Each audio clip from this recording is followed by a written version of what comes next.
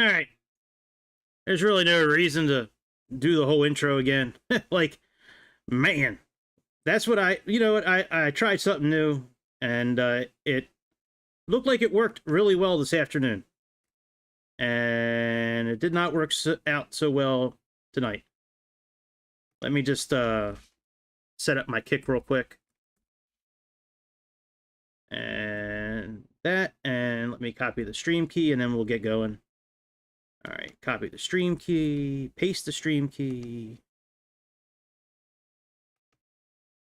and start. All right, let's bring up the chat doc.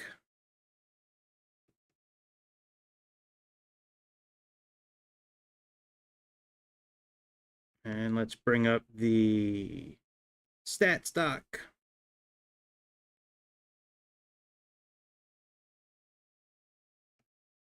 All right, there we go. Well, we kind of got rid of the heart emoji for a little bit, but now it's back. So, yeah, I really thought I could stream right to... You know what? I might be able to use my new laptop, actually, for that. I'm going to try that. You know, I might be able to use my new laptop, actually, for that. I'll try that out some other time. I'll do a private stream and try that out. Anyways, yeah, let's go ahead. And so I got the flight stick set up. Sorry about the little bit of technical problems, but we're good now. We are good now. Yeah, you can turn the heart off if you you have to stream.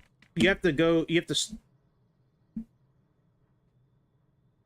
Yeah, I can't do it from OBS though. That's the thing. I have to be streaming right into YouTube. For that, I can't turn it off from here. Oh, you know what? Hang on, I might be able to. Yes, Chicago, you saved the day again, my friend. Thank you very much. I've been using OBS for years. I didn't even know that. All right, let me plug my headphones in. That is awesome, man. That was the main reason I was going to stream right to YouTube. Was for that reason, but all right. All right, so we're here at Orly Airport because the airport in France doesn't exist anymore. That this plane originally took off from. We're not going to do a full flight with this. We're just going to get up in the air and test it out a little bit. So let's click cold and dark.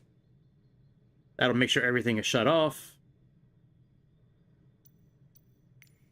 Let's get to our checklist. Parking brake. Set. Superchargers. Off. Carburetor air control. Off. Gear. Down. Flaps.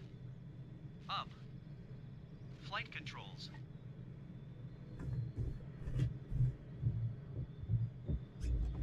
Free and correct. Tail wheel. Locked. Rudder trim. Neutral. Elevator trim. Neutral. Aileron trim. Neutral. Neutral. Propeller controls. Full forward high RPM. Mixtures. Full rich. Full rich. Throttle. Hang on, guys. Let me, what are we doing here? Oh, crack them. Cracked open. Cowl flaps.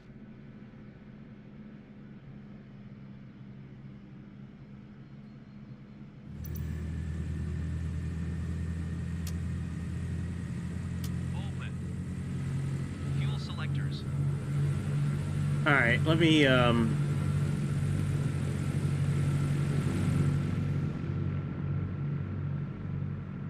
not that one. There we go. All right, so we got to move these to starboard center. Port to center, starboard to center. Autopilot. Off. Oh, hang on. We got to do this one. Oh, it's already done. Check off. Lights.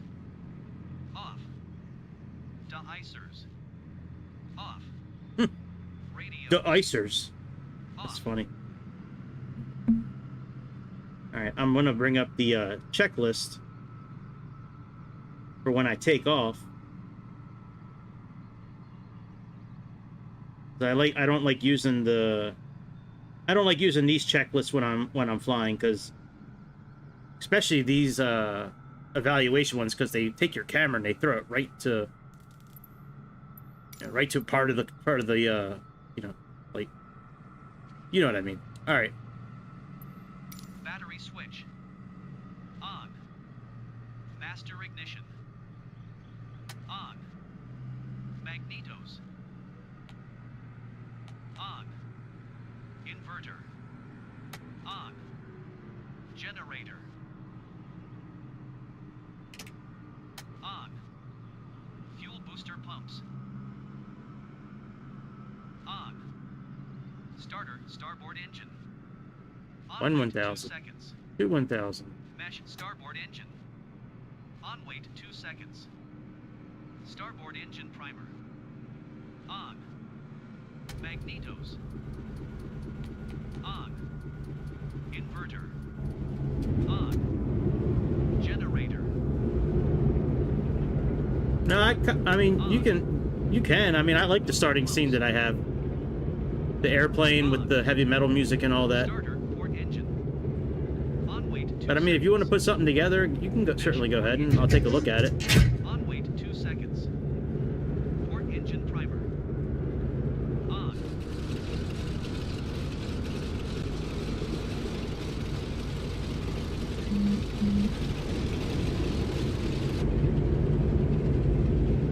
Whoa, that is loud. Holy crap. Holy moly. Alright. Let's close the doors. Oh, Captain, my Captain.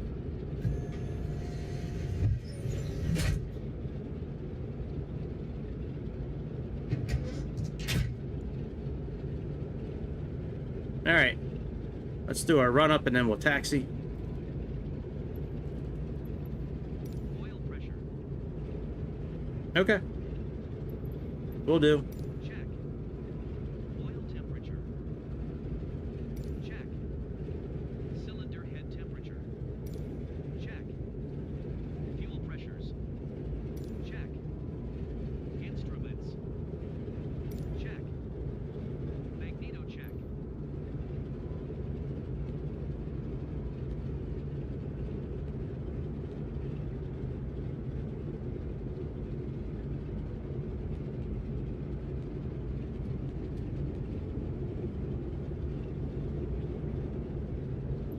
Drop 100 RPM each.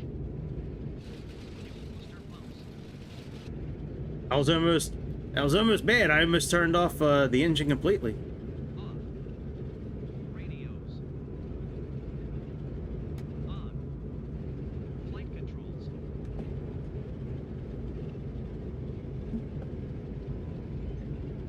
Free and correct. Lights.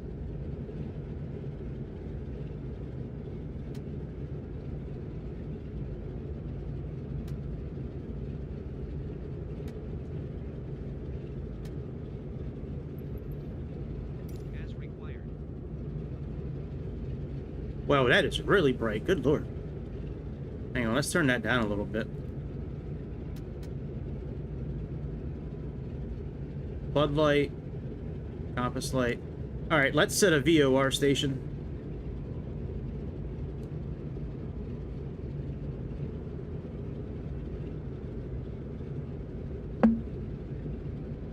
It depends on what kind of airplane, man.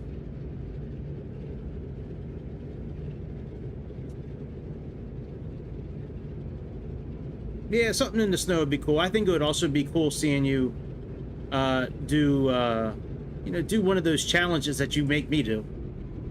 You know, like St. Bart's or Lukla.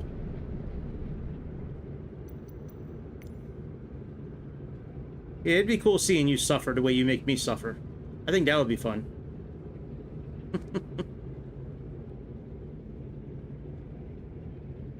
All right, let's type in this one here.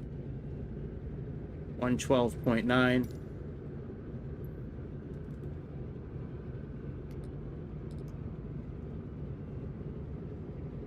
swap them out.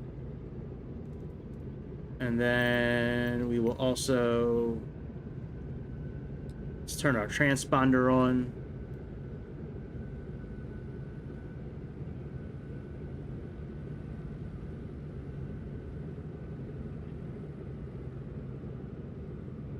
That's the one we just did? Yeah, that's the one we just did.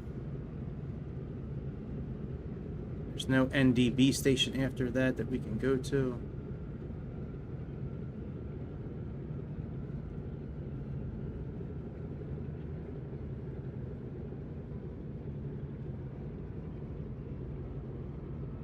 Alright, where are we at? We're right here. we're right here. LFPO.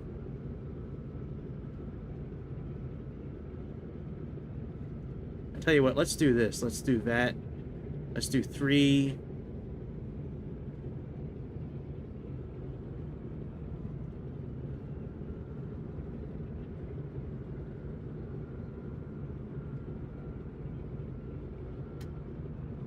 Okay. 367 and 111.65.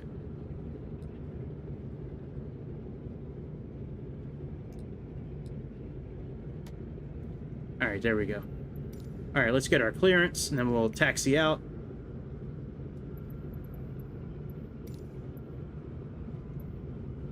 I don't really care which runway we use. Orly ground CCA 5220 with Sierra. Request taxi for takeoff departing straight out. CCA 5220 taxi to and hold short of runway 25 using taxiway Charlie cross runway 20 Charlie. Contact tower on 118.7 when ready. Taxi to and hold short runway 25 via taxiway Charlie cross runway 20 Charlie CCA 5220.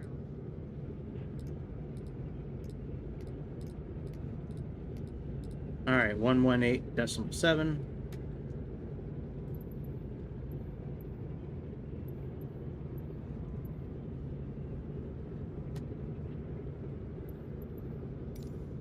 There we go. All right, let's get out of here. So for taxiing, what are we gonna do here? Rudder trim. Neutral. Neutral. Elevator trim. Neutral. Aileron trim. Neutral. Mixtures. Full rich. Rich. Propeller controls. Full forward. Full forward high RPM. Cowl flaps. Cow flaps. Open. Instruments. We're good there. Check. Tail wheel. Locked. That's locked. Brakes. Test and set. Flight controls.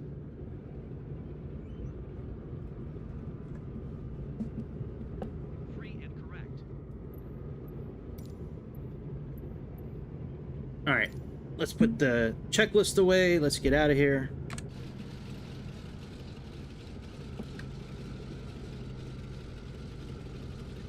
Whoa, one of my engines isn't on. That's a no good. That's a no good. All right, let's put the fuel booster pump back on. What the hell happened to the engine? All right, let's put the magneto on.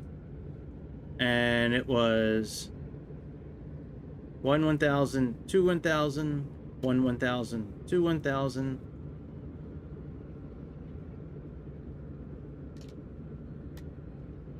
Oh, we gotta leave these up. Oh shit. Do we have to leave them up?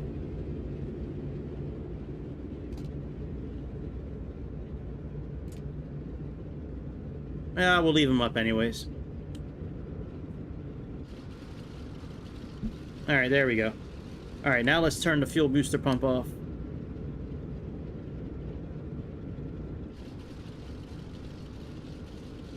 Release the parking brake.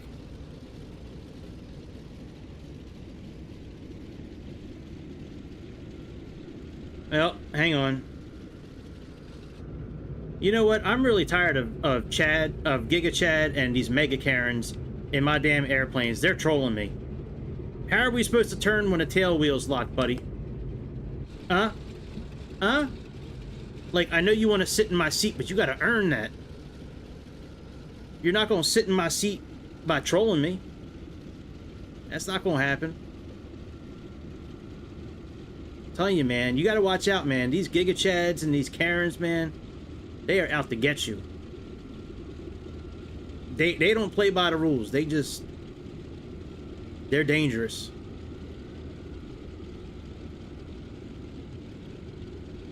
Dangerous. She's so dangerous. All right, well, we got another engine out again.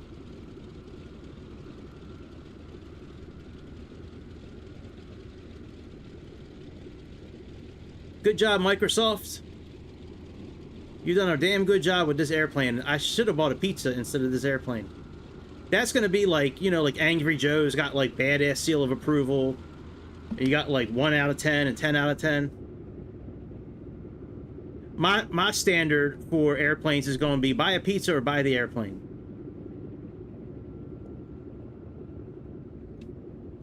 Yeah, I don't know why this keeps on going off. It shouldn't. All right, 1 1000, 2 1000, 1 1000, 2 1000.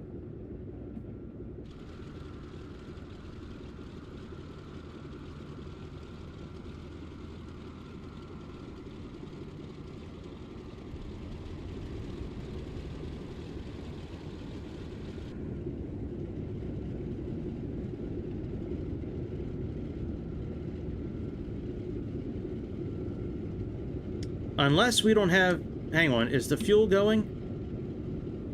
Alright, starboard center.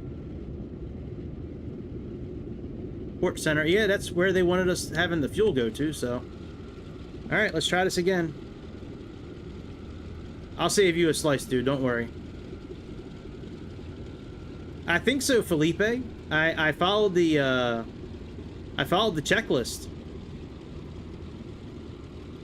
It said, the checklist said put the fuel, you know, center. Yeah, I mean, we got plenty of fuel in the center. We have fuel in the center and the front tank, so... I don't know, maybe because this plane is, you know, like 100 years old, maybe that's got, like, something to do with it. There we go, it's off again.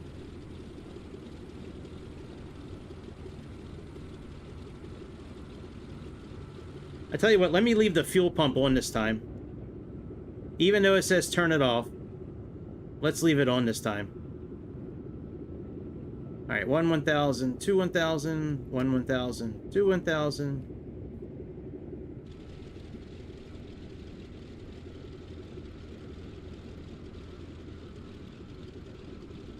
Yeah, this might be a real short trip tonight.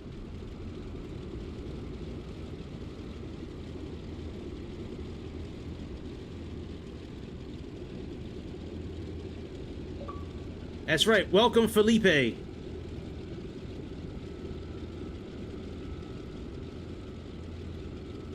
Thanks for coming and hanging out with us for a while.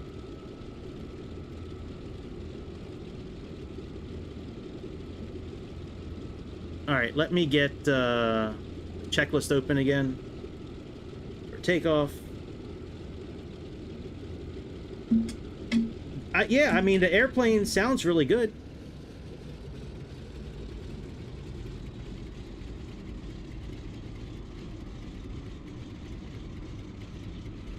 Alright, we did the engine run-up already.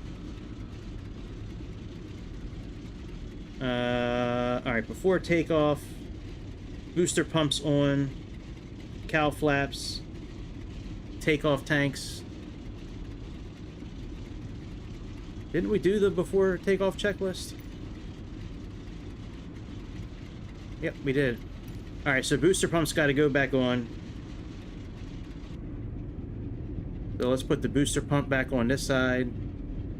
Let's put our landing lights on. And I want to say that the takeoff tanks are in the front. So let's move our... Now when we move the fuel in this plane, it moves it on both sides of the airplane. So if you're doing it on, you know, this side, then you don't need to do it on the other side. All right, let's turn the oxygen on. All right, front and front.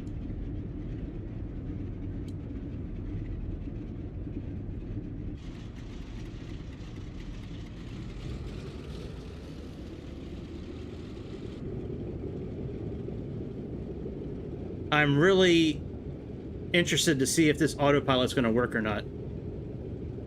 Because it does not work in the DC-3 or the C-47. Well, I shouldn't say it doesn't work. I have a workaround for it.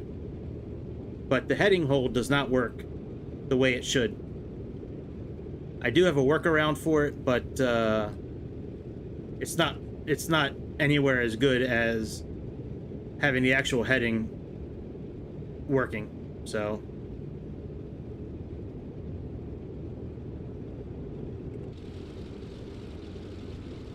all right, maybe the fuel pump just needs to stay on. Maybe the checklist is wrong. Because it's doing okay now.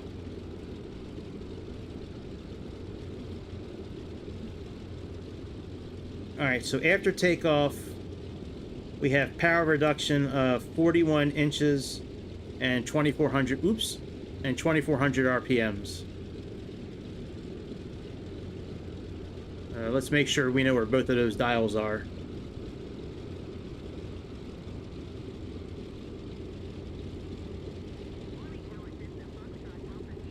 Alright, let me park the airplane real quick. Alright, let's move this out of the way.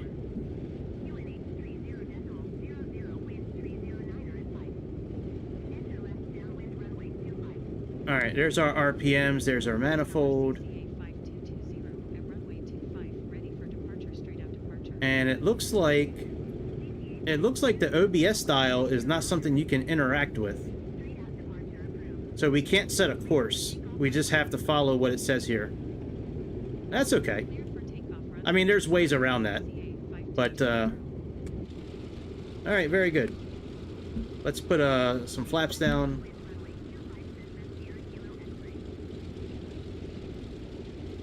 I guess we need flaps. It doesn't say anything about flaps.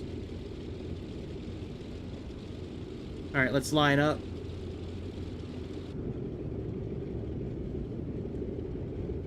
Whoa. This plane sounds really good.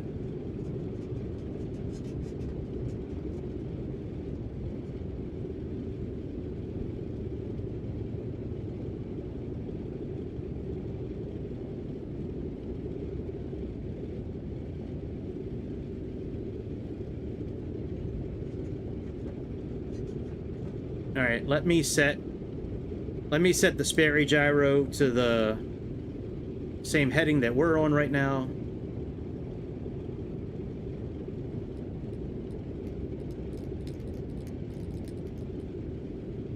Oh, let me turn the words off. Hang on a second. Assistance. And let's turn off the HUD. I had that on earlier when I was flying. All right, that when I was flying into the hurricane. And we can turn off. Okay, that's already done. And let's turn the words off. I usually leave the words on if I'm flying a propeller plane with my Xbox controller. That way I can make sure that the, you know, the propeller percentages match and all that. So, all right, let's match this up. Yeah, oh, I didn't want to do that. Shit. All right.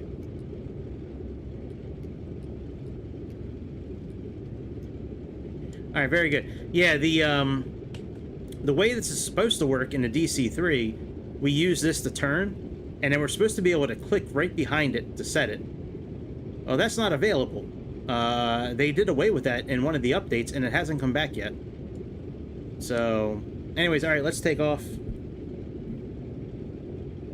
So, when we take off, we need 41 inches at 2400 RPMs, and then climbing is 35 inches at 2300 RPMs. All right, park and brake off. Let's give it some throttle.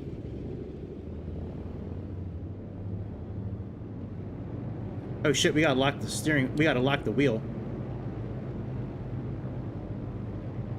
Alright, tail wheel lock.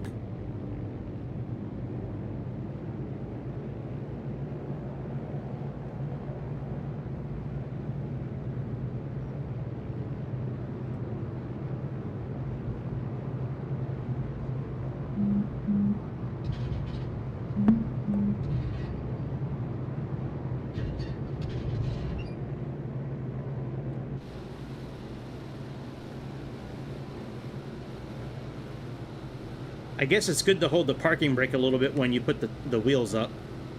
That way you can keep the wheels from spinning.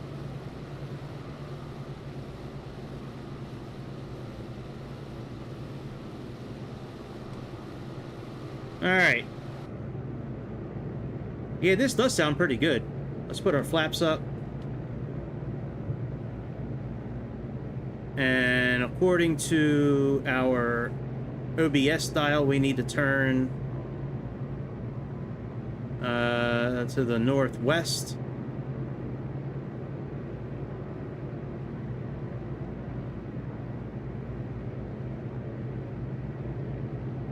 That's the correct way. Nope, wrong way.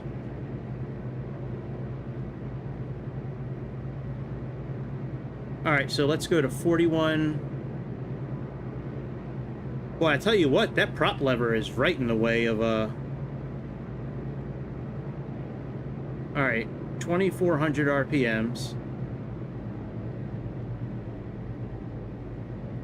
And let's go to 41.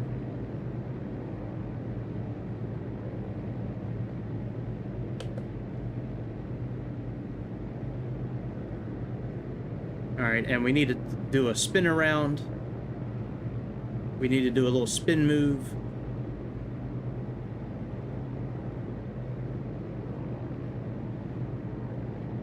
And once we get lined up with the VOR, we'll go ahead and test the autopilot out. It's a pretty fun plane, man. It handles pretty well. Sounds good. But I mean, you know, the DC-3 sounds good too. So does the CH-47. I mean, I don't see anything. Hey, what's up, cowboy? I don't really see anything special about this plane versus the other planes. So again, as I said, you know, you can spend $10 or you can buy a pizza.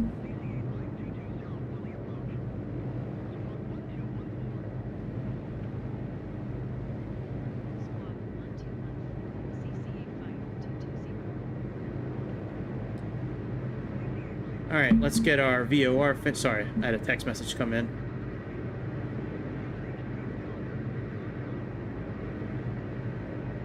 All right, so once we get turned, we'll put our climbing speed on. Yeah, those propeller levers are like right in the way, man. I guess if we were sitting up here like this, it wouldn't be such a big deal.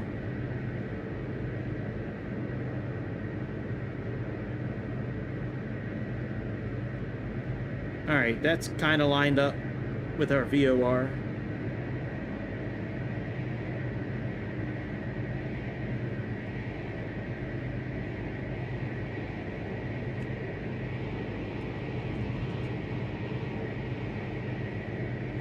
Yeah, I need to get some of that you know what? I think I have more of that Velcro tape still. I really need that Velcro tape for this flight stick. I was pulling back on it, but I was pulling back the whole flight stick. Not the actual stick itself, just the whole base and everything. Yeah. When I'm using two hands, it's okay, but... Alright, let's turn a bit to our VOR now. Let's put on 35 inches of mercury. And we need to go down to about 2,300 RPMs. And we should be climbing around 100 to 128 miles an hour is what it says.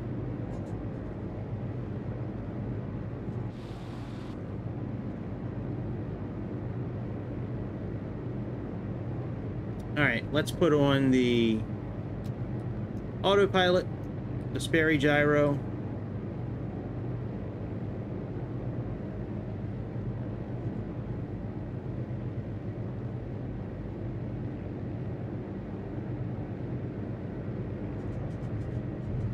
Oh, hang on a second. I need some words here. Hang on a second. Damn, what's up, Cowboy? Cowboy coming through in the clutch again. Welcome, Maximiliano, Crisp, Geek, Signage, and Travel to Caribbean. Thank you very much, Cowboy. All right, let me put on... so if you're thinking about getting this plane, if you didn't buy the C-47, you know, I would say the C-47 is a better deal because you get two planes. You get the glider and the airplane. For $10, this plane is okay. Again, the auto, you know, again, I don't believe the autopilot's going to be working the way it should. Sorry for, like, forcefully jamming this airplane up in the air, you know, like that. But I'm having issues with my flight stick. All right, that's free.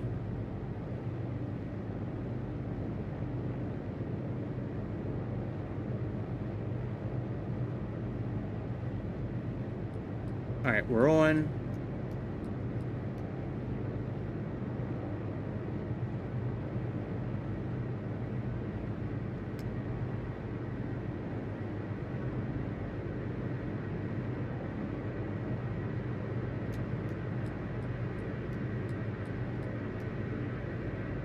All right, are we gonna level out or what's going on here?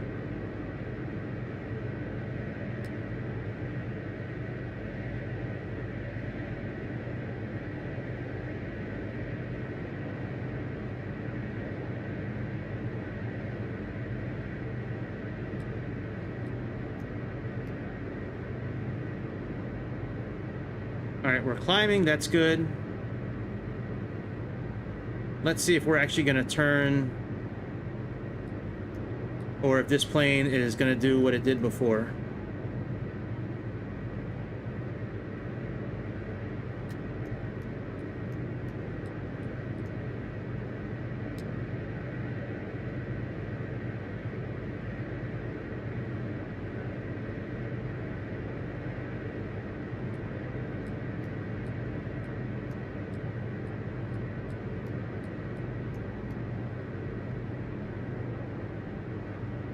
Yep. All right, so again, just like the DC-3, just like the C-47, the autopilot will climb. As we can see, we're climbing right now. In order to climb, you need to have a negative number here. You know, the higher the negative number, the steeper you'll climb. But, if you want to turn the airplane, you can't use heading. You have to use... Where is the bank adjustment? Here we go. So here we go. We need to use the bank adjustment to turn the airplane. I got your text. Maybe when I'm done. No, I didn't. No, well, I was... What? No, I just said okay.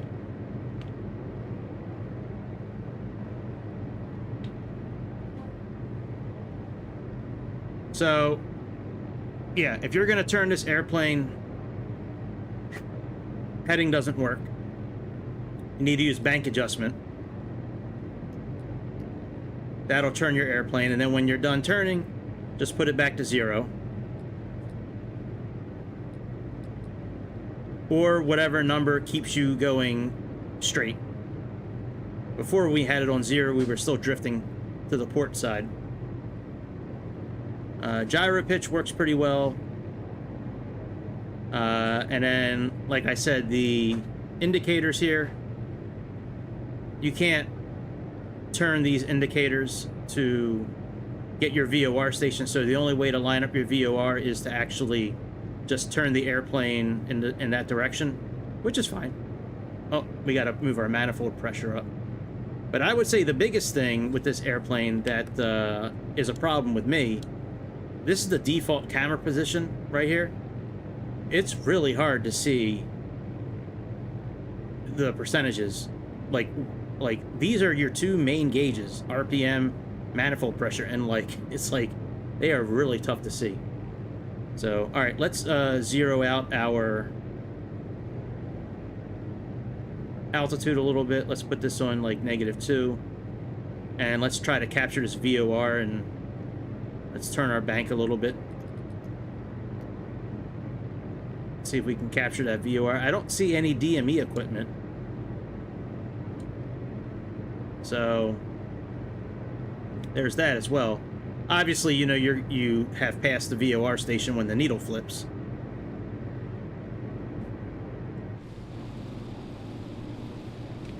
It's got 1, 2, 3, 4, 5, 6, 7, 8, 9, 10, 11. It's got 10 camera angles for fixed camera, which is pretty cool.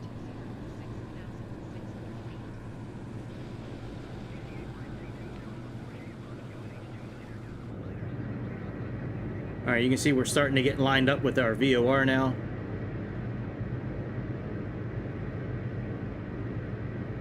But yeah, you know, I try not to be a Debbie Downer with my reviews. But I mean, there are so many planes that they could be building. F4 Phantom, an F-15 Strike Eagle, an F-35, an MD-80, an MD-11, a good 8. You know, I mean, just there's so many things they could do, and they just keep on going to these World War II planes that are like 100 years old. I mean, it's cool, but like, how many do you need?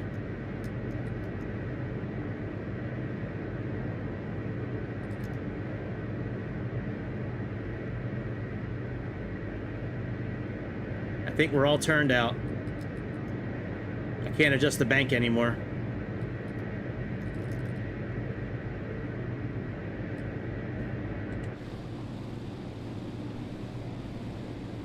So yeah, so it's probably easier just to fly this plane by hand, to be honest. Fly it by hand, line up where you're trying to go, and make sure you turn this on. And then, you know, make sure you turn the gyro pilot on. It's on when this light comes on. The booklet that comes with this airplane, there's a booklet. Go to Microsoft's website. It's under FAQs, I think. But there's a booklet that comes with it. And in the booklet, for the autopilot, it says you need to turn on the shut-off, or turn off the shut-off valve for the hydraulics. Well, yes, that is true in the DC-3. In this plane, there is no switch to do that.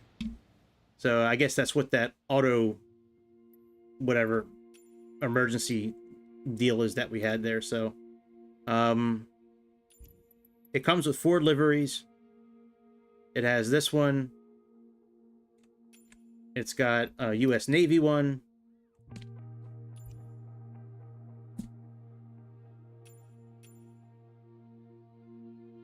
Which is, you know, it's pretty nice. They also have Japanese Air Force one, which I guess Japanese use this plane. I don't know. Pretty cool livery. I mean, I think the colors are really cool in it.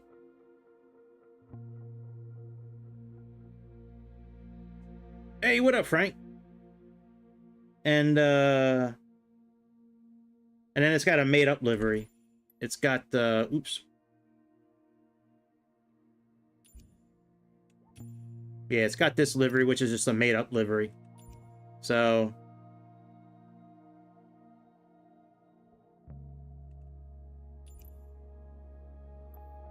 well, it might not be hurricane season, but there is a hurricane out there, and we're gonna fly to it. So, all right. So I kind of really want to use the Hurricane Hunter again. Like, set it up, do cold and dark start, set it up, and fly the Hurricane Hunter into it. But we're not going to do that.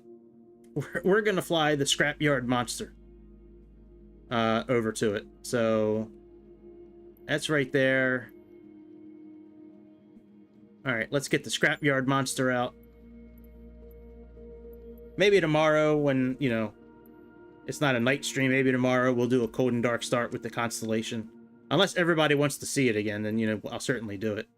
But let's get our scrapyard monster out. This is the best $5 plane I've ever bought. I think I have a video saying something to that effect, like best $5 plane ever or something like that. All right, let's start right here. Yeah, this plane is a lot of fun.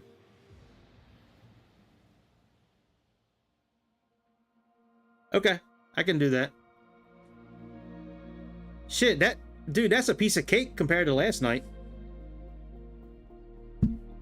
Trying to sabotage me last night, set me up.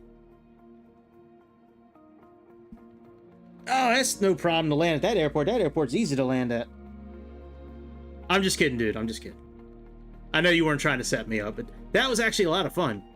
I'm not sure how Paro is, or Faro, whatever that one is called, out near Everest. I'm not sure how that one's much different than that one, because that was really tough. Oh, man, the monster. Yeah. Yeah. Curacao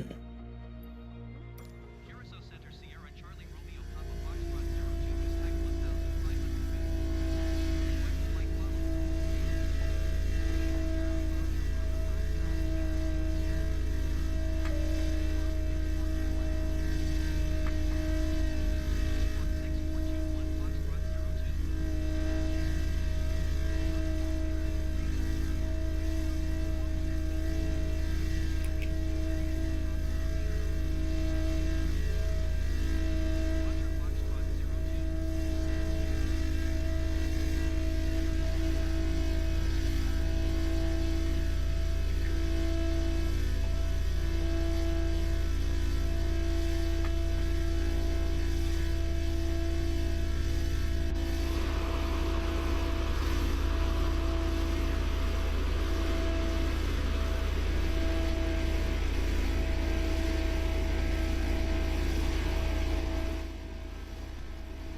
All right, let me turn on, now I'm going to turn the HUD on. Just minimal, though. That way I know where I'm going when I'm flying outside.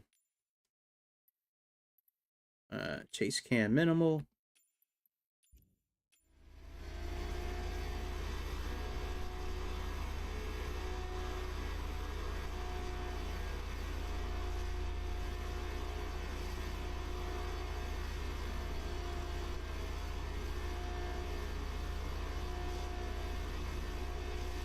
Oh, wow, a 25-page supplement, jeez.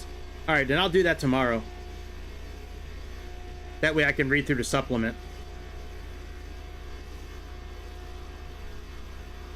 Yeah, this airplane, if you missed the episode where we, like, did a review on this thing is awesome.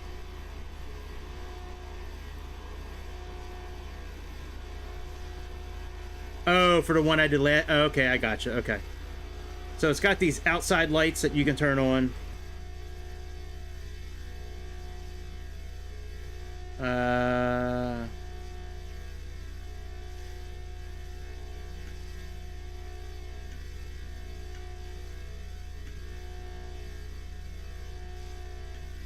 Yeah, it's got these engine lights. But, yeah, this plane is really cool. It's actually... So...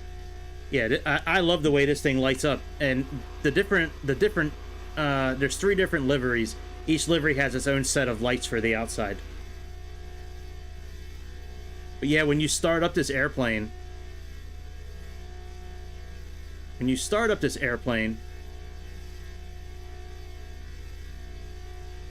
you have to turn the heater on. You have to move the the samurai sword all the way up. But you have to put a coin into here and then push the player 1 button to start. And then when you're done and you want to shut the plane off, just push the snooze button. That turns the whole plane off. And it has wheels, and then it has the floaters that we have here. But surprisingly, the one with the floaters like this one, turns extremely well at an airport. The one with the wheels, it's impossible to turn. I reached out to the company about it, and they know it's a problem. All right, my friend, I will see you next time. They know it's a problem. But if you're going to try to turn with it, they suggested, you know, like use your rudder to try to turn and try to use the yoke as well. But like give it some throttle, start going maybe 5 or 10 knots, then hit the brakes and then turn. Kind of like you're drifting a bit. So we're gonna fly in this for a couple like a minute or two. Just see the winds, and then we're gonna jump. I'm gonna jump back into the MiG-29, I think, like I did earlier today, and we're gonna try flying above it again. I flew above it earlier today, and I actually was able to see part of the eye flying above it, which was pretty cool. But yeah, I love this little airplane. I don't really fly it too often, but it's got nav radios, you know, it's got a map you can use, or you can use this and dump smoke out of the back of it.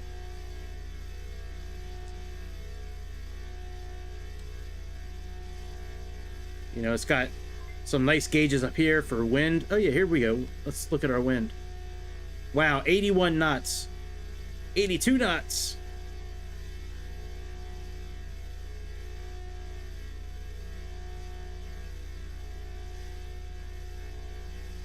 There's also a button here. Well, it's not really a button, but if you click on the glasses, all right, so you see the propeller, how we can see it moving right now. If you click on the glasses again, it smooths all that out so you don't really see the propellers. There's also an anchor you can drop. In this particular airplane, they have an anchor you can drop to remove ballast to make it more nimble. We have our little cat here, and then we also have this dial here for volts, amps, alternator. We have working circuit breaker. Like, this plane is really well. This plane for $5, this airplane is made better than a lot of airplanes out there that I have. It's got a BMW M4 steering wheel. It's got a skull that lights up with red eyeballs for the parking brake and the water rudder.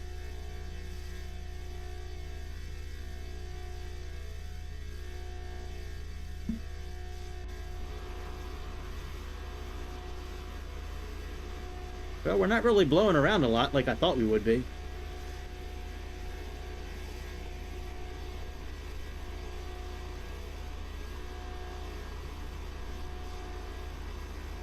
All right, let's jump in the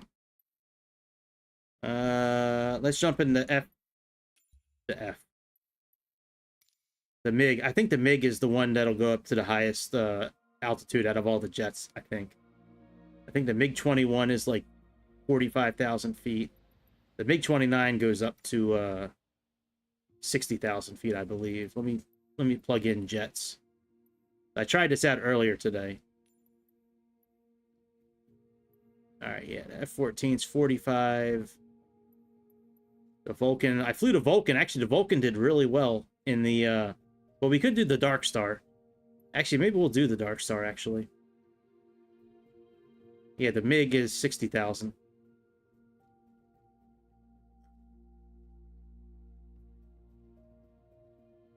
Yeah, let's do the Dark Star.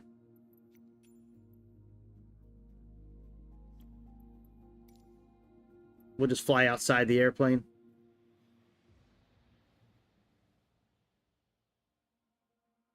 And then I think what I'm going to do is, because it's still early in the stream, I'm going to jump in the FS Reborn Piper Meridian and show you guys that again. I just found out yesterday that they are partners in development for the 727, which is fantastic news. They make some really good stuff. Kingston Center experimental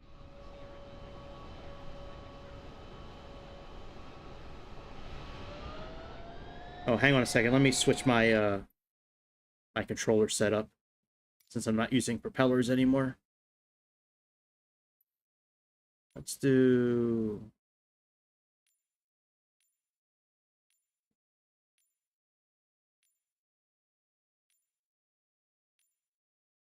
Yeah, we'll do this one, I guess.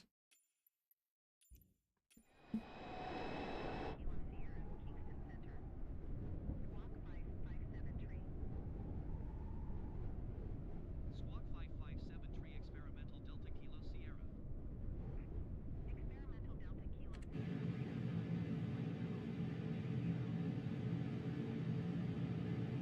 Roger, experimental Delta Kilo Sierra.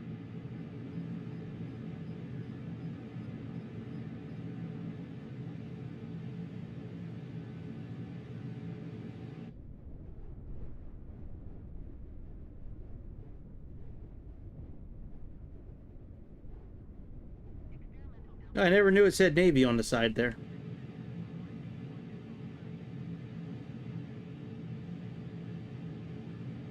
124.5 experimental Delta Kilo Sierra. Goodbye. Port-au-Prince Center experimental Alpha Sierra Delta Kilo Sierra flight level 830. Experimental Alpha Sierra Delta Kilo Sierra Port-au-Prince Center. Radar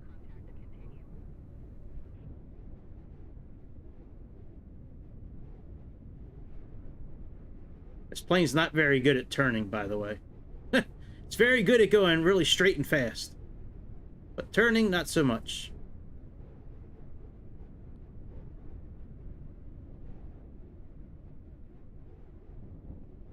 Hang on, am I out of fuel already?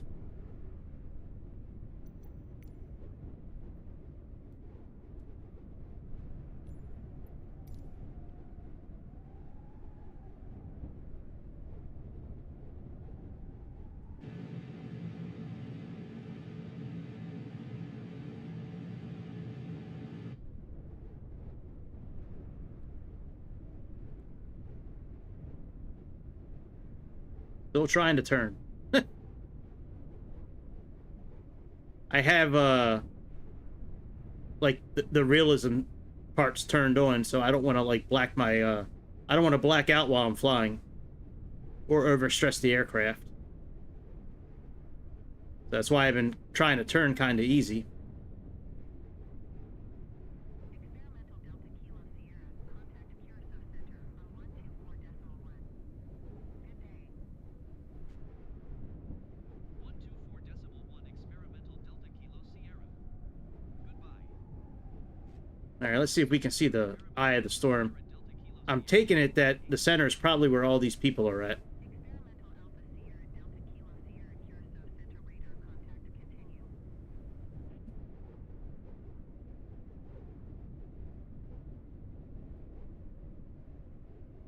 continue. I did fly in the center of the storm for a little while yesterday. It was pretty cool.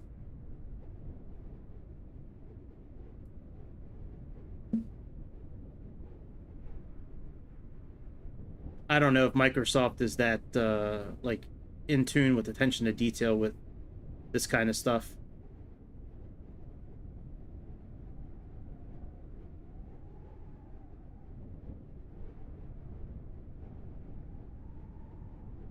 Yep, BMW M4 steering wheel.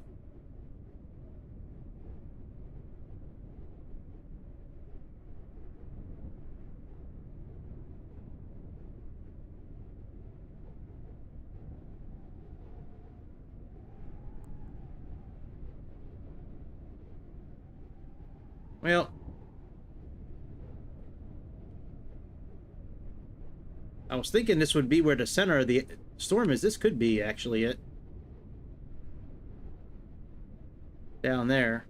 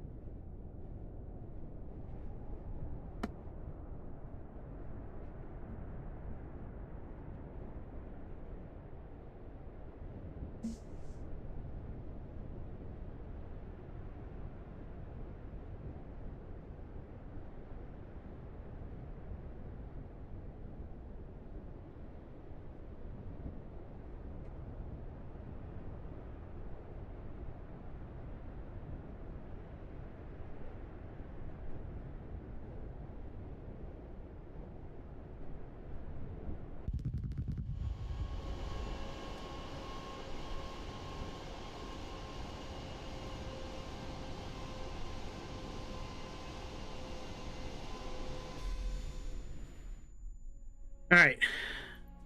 Let's do the MiG-29 real quick, and then I'll do the Piper. Hello? Which kid are you down here? Oh, it's you. Oh, it's you. All right, let's get in the MiG real quick. This is a fun airplane to fly.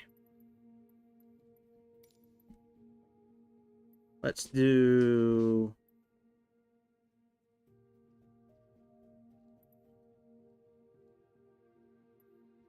Let's do test pilot.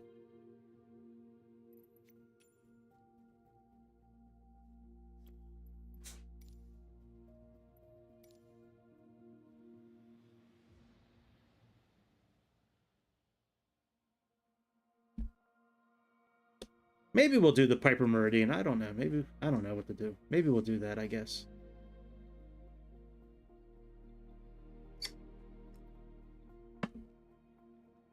I kind of want to play Subnautica. But no, we'll do that. I'll show you guys that airplane. That airplane, the attention, the detail in that airplane is crazy. Hang on. All right. MiG-29 is a go. Curacao Center, Mike India Golf 29er, Tango Papa 1.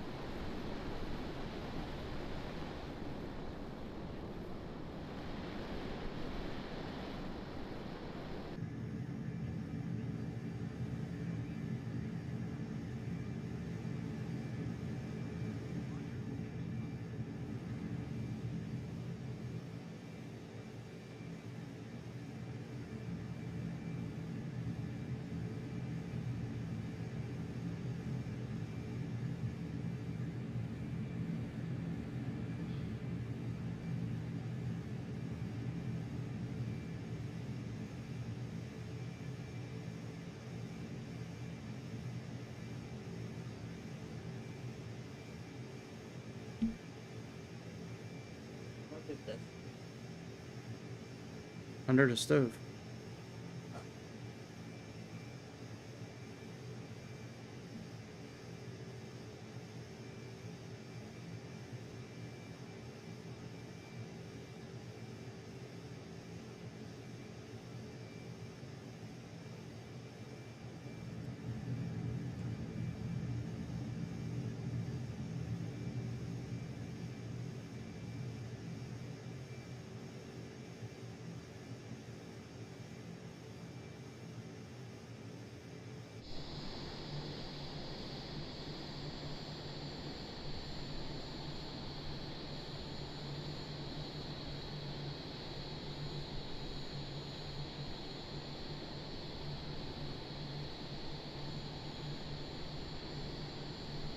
And this plane is shaking and shimmying. Look at this thing.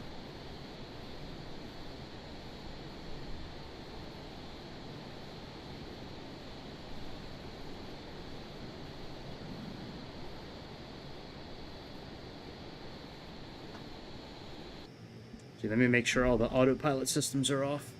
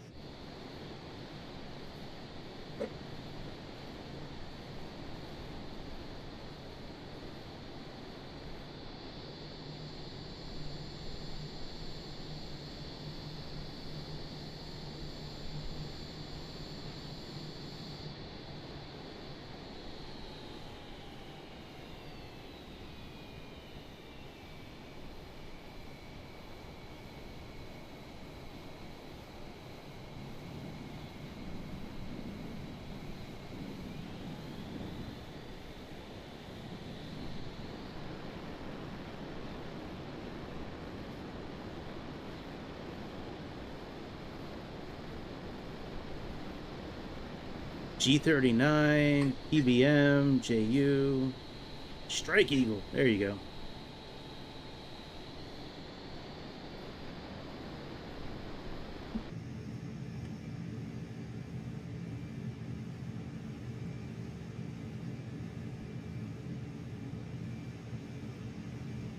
Man.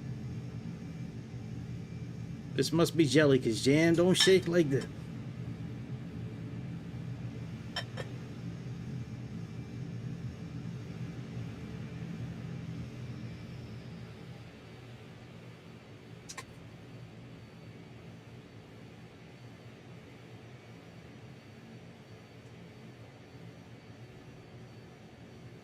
Oh, there we go. We're in the eye of the storm.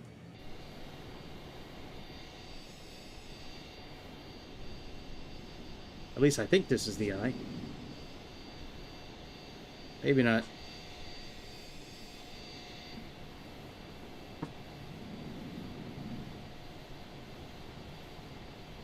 Man, this is crazy. Crazy weather. I don't know when people fly off the screen like that, if it's just a problem with their, like, their internet connection, or if they're really going that fast. But that guy was like 0 to 1,000,000 in like snap of fingers.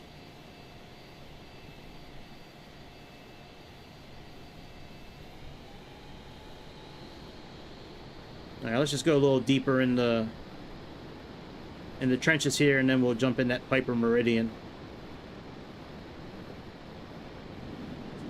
Whoa! You see that guy scooting across the screen?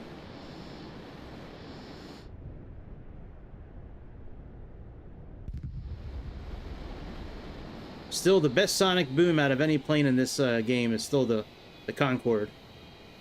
That Concorde, the sonic boom with that thing is amazing.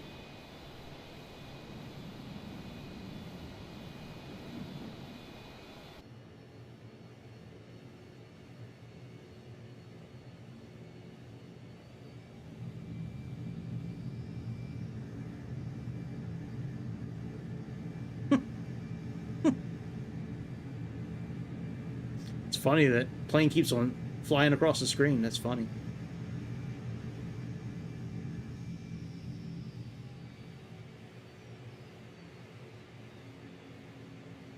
At least we don't have to worry about Jester ejecting like he did last night. Big pussy. He thought we were going to crash, so he ejected.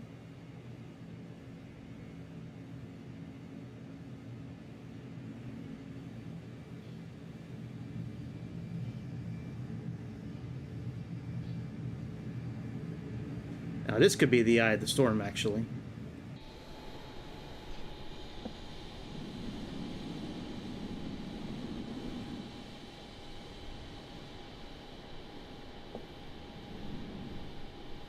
Yeah, I think this is the eye. The eye of Hurricane Beryl, or Beryl. I guess that's how you pronounce it.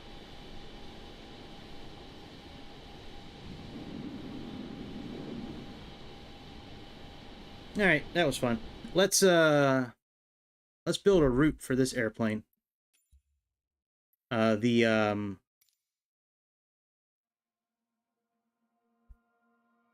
Piper.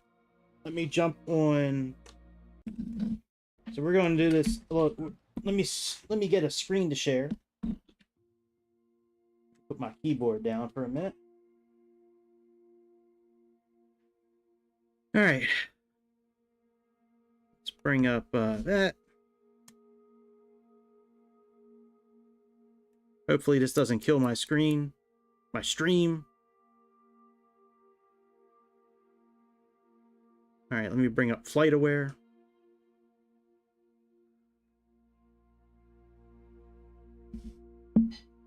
Actually, let me bring up all the websites I'm going to use first. It's going to be 3 websites. All right, FlightAware.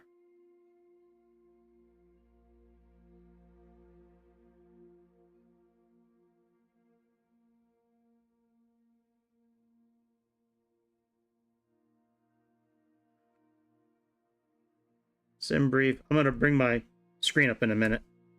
I'm just getting the websites pulled up. And navigate. Did you get enough to eat tonight, Gavin? Did you get enough to eat tonight? Yeah. Okay.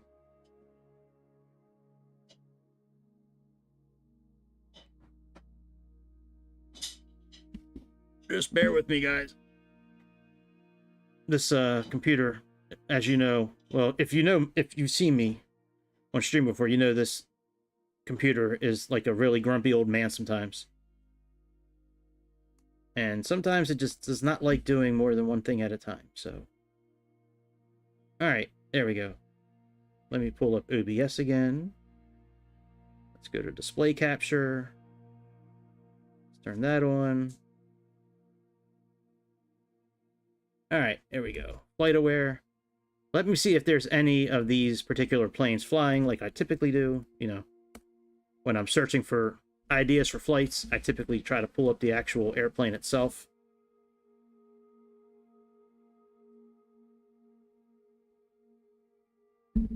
Sometimes there's a good idea for a flight, or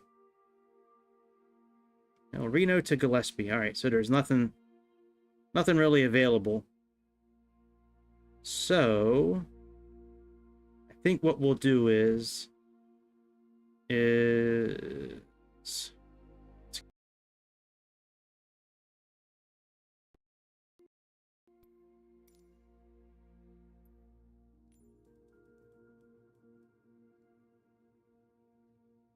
we will do all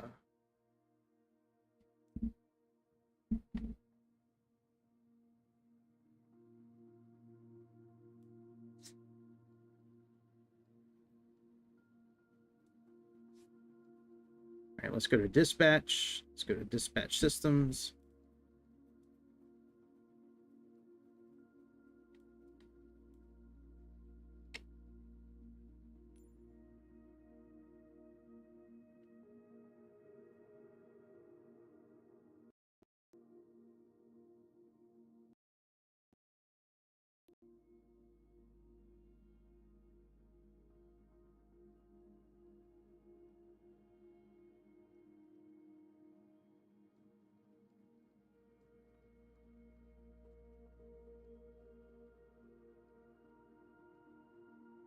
Come on.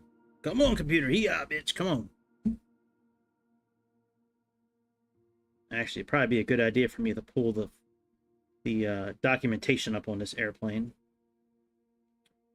because there's certain procedures I have to follow at certain times with this airplane, and it's more helpful to have it pulled up to go. All right, so let's do create new flight.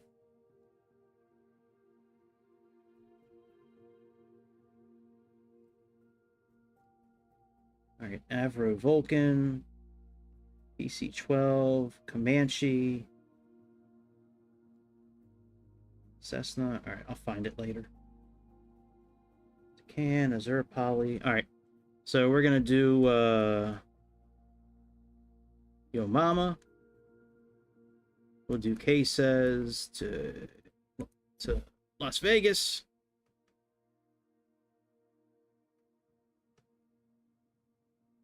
Let's do P-46T.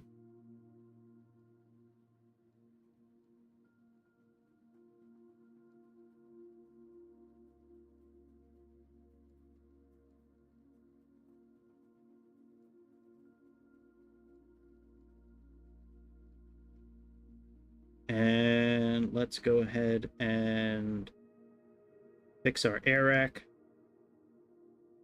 Let's put the most recent one up.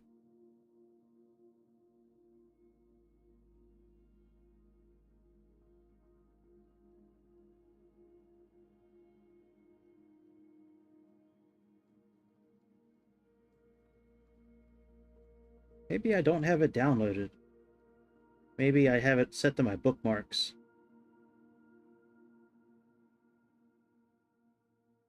It's weird. All right, and yeah, I think that's okay. All right, let's oh yeah, but look at the wow, I don't know if we're gonna be able to carry that much fuel. Let's see what it says. We might not be able to, we might have an issue with the payload. Look at the alternate airport is all the way from down to Phoenix. That's crazy. Let's see what it says.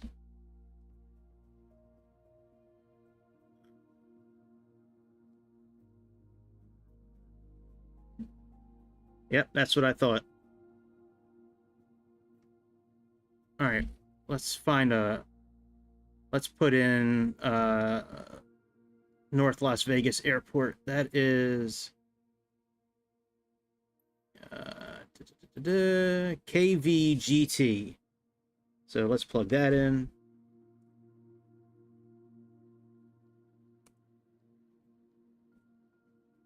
Let's add 20% more fuel.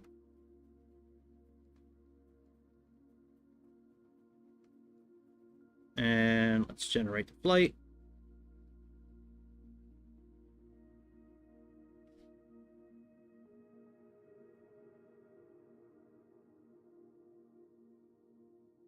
Huh.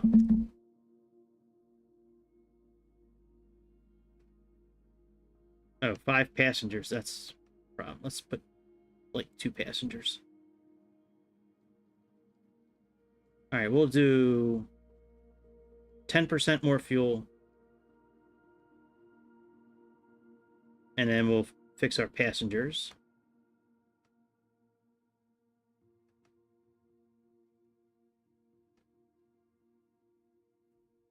Let's do 2.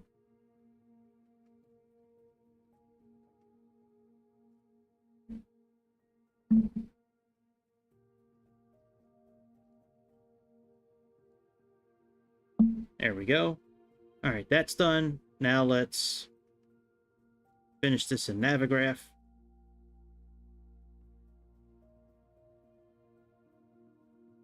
Oh, that is excellent. I went right to the page that I needed to go to for the documentation I brought up. It goes right to that page. I like that. All right, computer, don't crap out on me. Come on, baby. Come on, baby. Come on, do it for daddy. Do it for daddy. Come on. Come on, man. It's just a website. Like, I'm not asking you to, like, download a video. It's just a website. Jeez. All right, import flight. Import from SimBrief.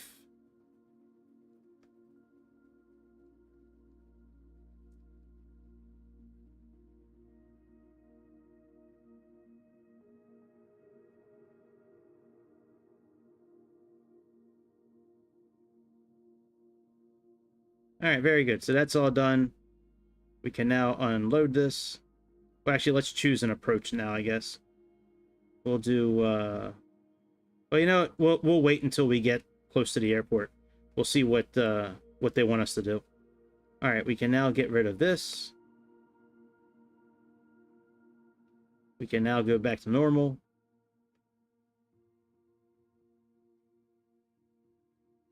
Oh, yeah. Man, my computer did not like that at all, man. Everything is in the orange. All right. Let's go ahead and get this Piper going. I have not flown this plane in a while, but this company does amazing work. I think it's in here. I flew the Spitfire in the Hurricane today, too. The Spitfire did a really good job, actually. All right, the Comanche. All right, maybe it's a turboprop.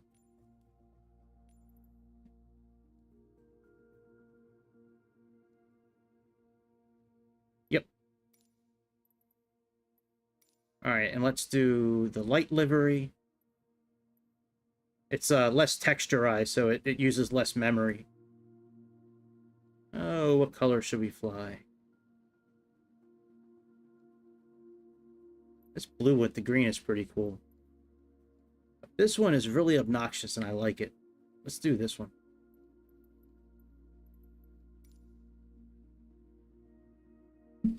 All right, let's change our...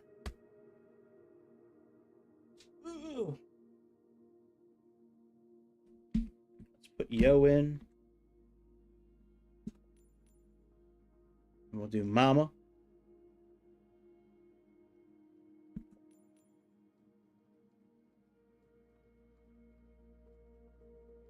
And let's go back.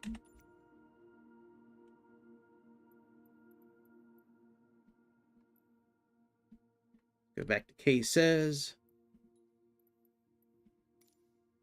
Departure, and let's choose some place to start off at.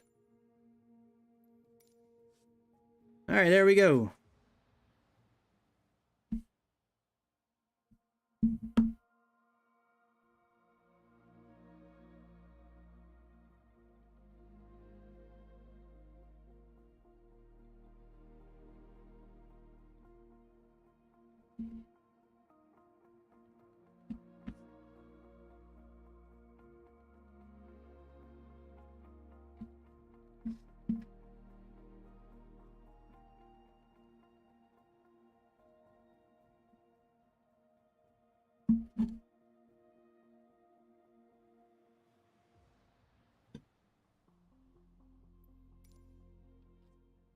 All right, I switched controllers. Let me just make sure I have the right controller.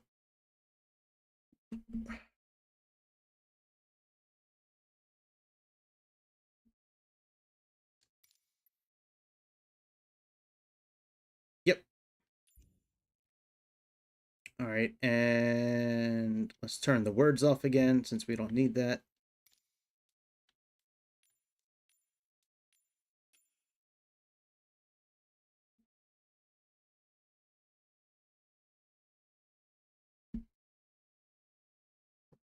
All right, very good.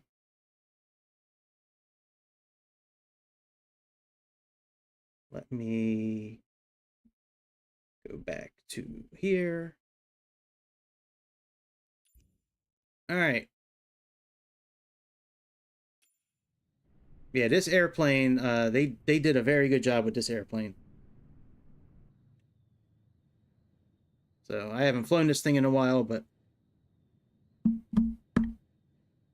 sorry. So looks like now this company FS Reborn, like I said, they're in partnership with, I think it's Sky Sim Studio or Sim Sky.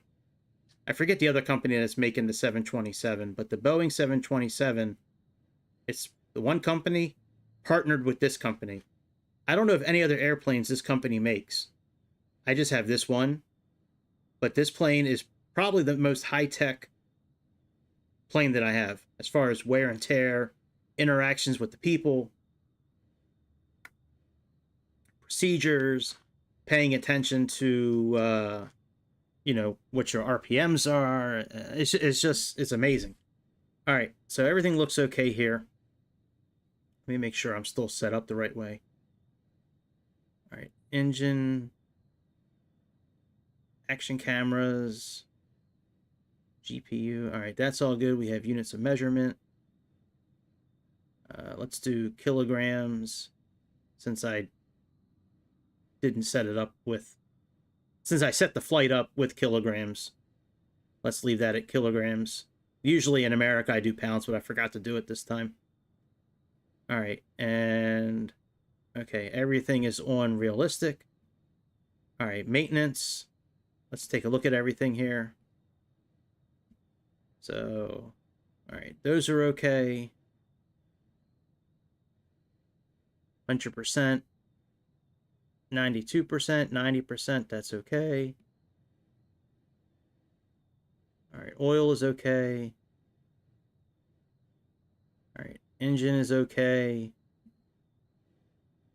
That's okay. Battery's okay. Good there. We're good there. Good there.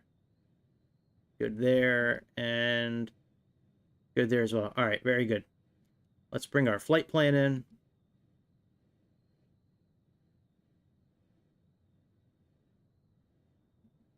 We got our weather.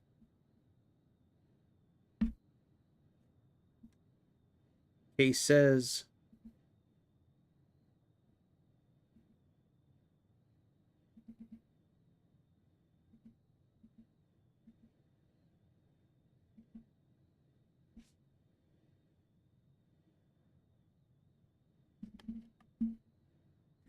All right. Departure. All right, we don't know which one we're going to depart on yet, and we got our flight plan right here. Very good. All right. We have charts. We don't need those just yet. All right, let's go here and put the security cones out. Let's get the GPU connected.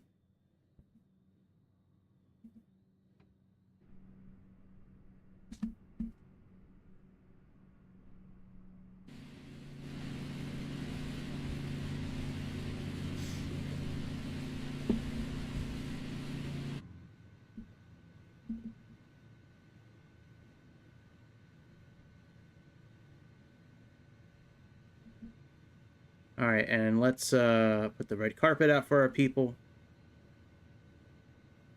All right, let's all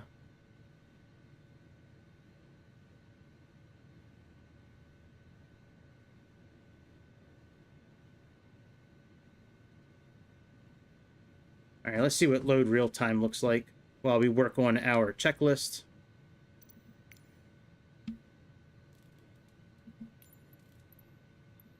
Pre-flight. Checked. Maintenance. As required. Flight plan. Now, when we upload the flight plan in here, it puts it into our Garmin system automatically. Uploaded and checked. Fuel and payload. Confirmed and loaded. Door. Open. GPU.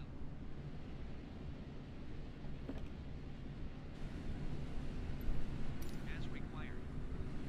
Wheel chocks. All right, remove the wheel chocks Removed. All covers. and the propeller cover and the pitot cover.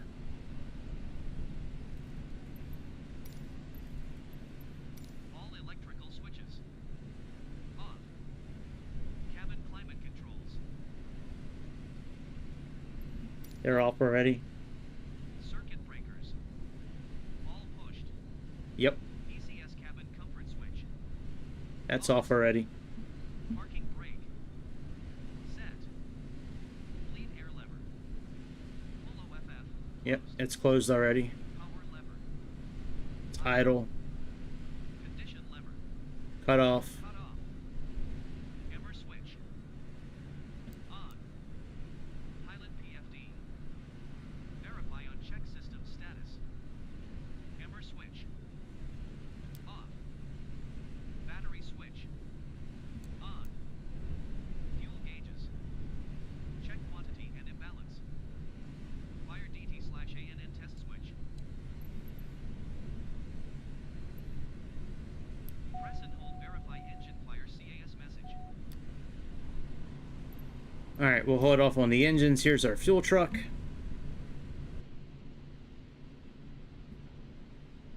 We got quicksand, looks like behind us. Whoa! Did you see that thing hop?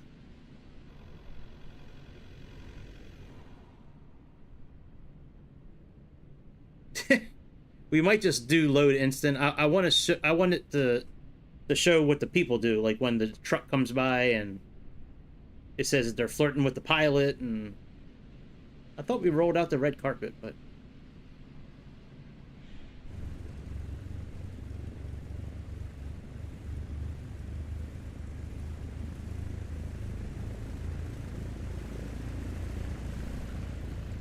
this truck always takes a long time.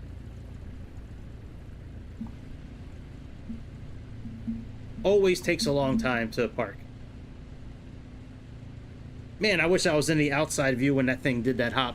It like jumped over the fence. It was funny. I wonder if the limousine's gonna do that too, and the limousine brings the people over. But yeah, this plane we have to keep the cabin at a certain temperature. We have to feed them. We have to give them drinks. Otherwise, they complain if we land too harshly. They complain about that too.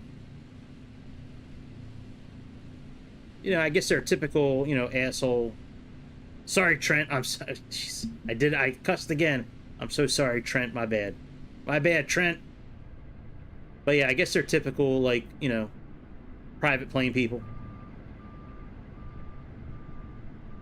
Alright, I'm about ready to just load this part instantly if this thing doesn't start in the next, like, 30 seconds. It does this all the time. It backs up, it goes forward, it backs up. It's like, I guess when they programmed this, it's such a small window of, like, the threshold is so small for it to like distance to the whatever. I think you know what I'm trying to say.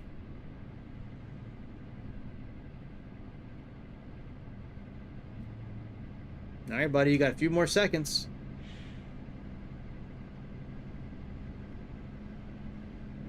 Don't back up again.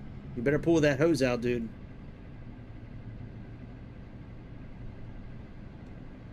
Better pull that hose out and connect it to one of my wings. It's got to do both wings, by the way. So the fuel is even.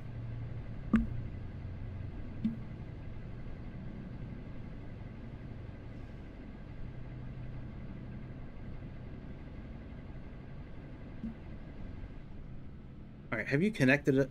I don't think it's connected yet. All right, it says connecting hose. Let's see. There we go. Now, when you're doing this, we're going to get an error message that pops up at some point here soon when it'll say that we're out of balance or something like that. There we go. Yeah, fuel imbalance. That'll go away once he fills up the other side as well.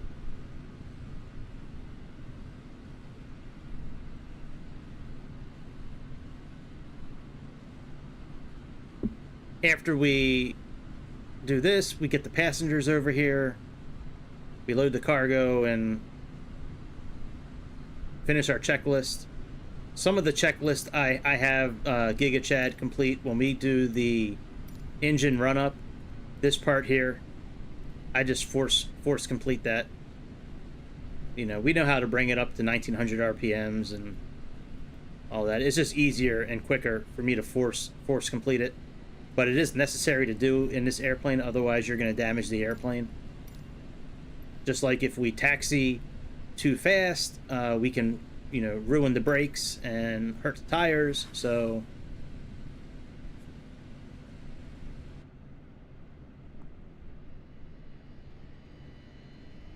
actually, this color's not too bad, actually.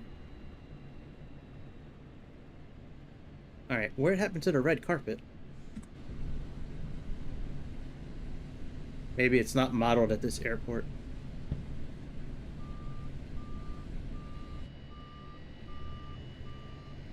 All right, truck's leaving. We should have our people coming over here momentarily.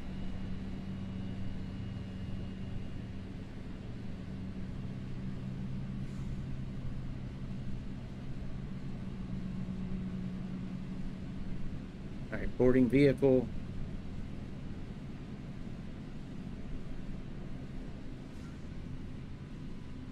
Oh, did we miss the people? Oh, here we go. Okay. All right, so we should... I don't know why the red carpet's not showing up. Usually there's a... When you click red carpet, there's usually a red carpet that shows up. These are the security cones that we put out. But yeah, there's usually a red carpet that goes right here when the people show up. And we should see like an Audi A8 looking... I believe I still have the white, like, stretch limousine bringing them over. But it looks like an Audi A8.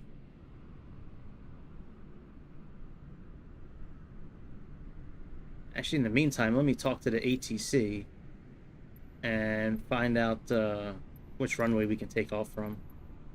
Kilo Sierra Echo Zulu. Traffic YO Mike Alpha Mike Alpha is taxiing to runway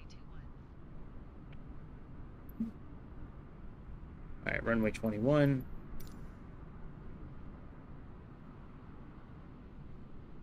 Yeah, they take these people. They take. I mean, these people are so.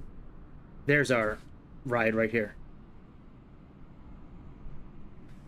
Yeah, these people are so like full of themselves that they are always updating their Instagram page when they come here to us. They take selfies.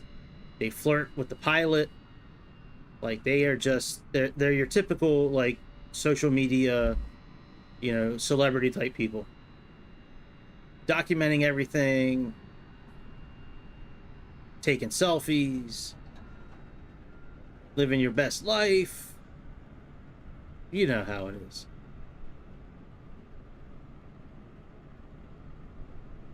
At one point, I thought we could put the baggage into the airplane, but I don't think that I haven't seen that in recent times. So, or are you gonna jump over the fence too? No, you just go right there. All right. Well, the fuel truck jumped right over the fence, so that's why I was a little curious.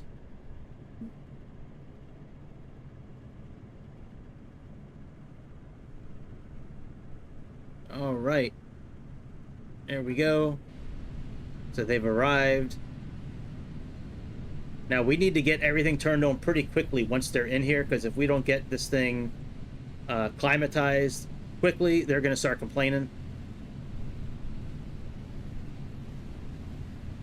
All right, ready to board. Once this is done, we can finish our checklist. It should say like something about taking selfies.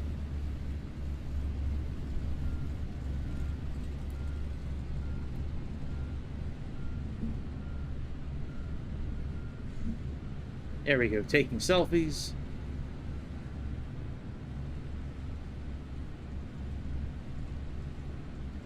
Then it'll say something about flirting with the pilot.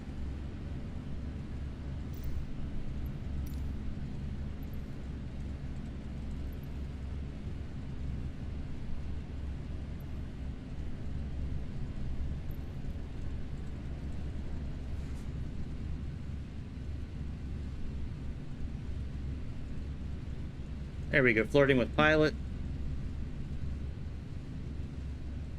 Complete.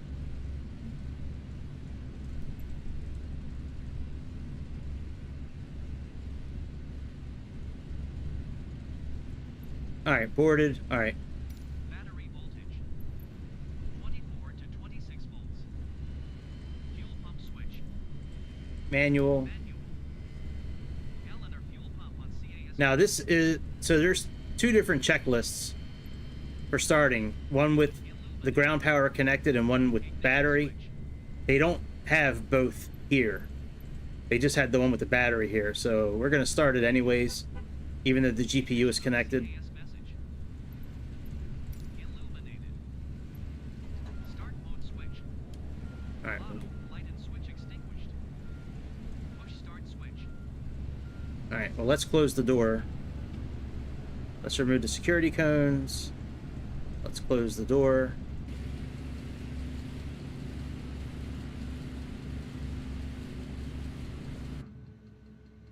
All right, now we can push the start button. Lift cover. Push. Oil pressure.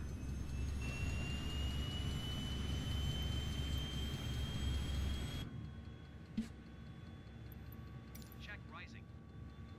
Ing, min 13%. Stabilized. Condition lever. Run. ITT. Max 1000 Celsius limited to 5 seconds. Starter at 56% ing.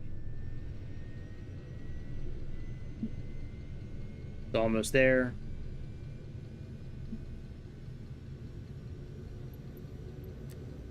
Verify start engage. Ing.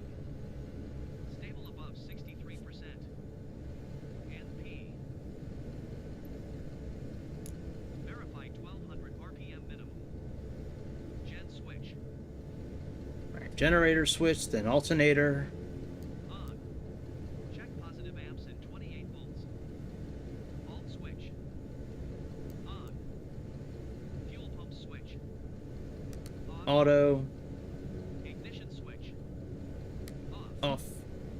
Oil pressure. Yep, looks good. We're over. Check. Minimum 60 psi. Yep. All right, port taxing. Avionics switch. Let's turn avionics on. On. MFD. Let's turn that on. Once I get the air conditioning set up for these folks, I'll disconnect the GPU. On. Press enter. CAS messages. Yep, that's okay. Consider any illuminated.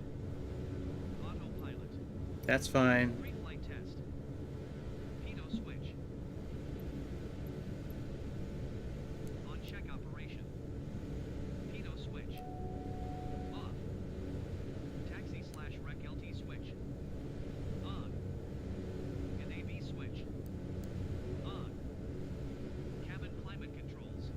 Alright, let's turn the air conditioning on. Let's turn this on high.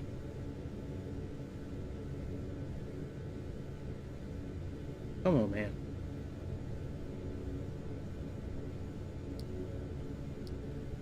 There we go. On. Let's put that right there for now. As required. Radio avionics. Check. Flaps. Retracted. Elevator trim. Set in takeoff range. Rudder trim.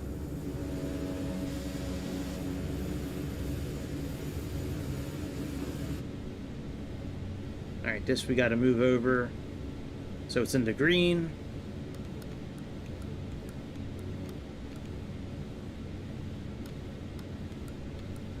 Set 2 to 3 right trim. Lead air lever. Los Angeles approach machine. On. Cabin pressure dump switch. That's fine. ACS cabin culprit switch. Normal. SDLV, LFP and TMR/area. Yep, 2181. That's good. Set. Starboard test switch. Alright, press the test. Stall. Stall. Stall. Stall. Press to test. Altimeter set. Alright, what is our altimeter actually?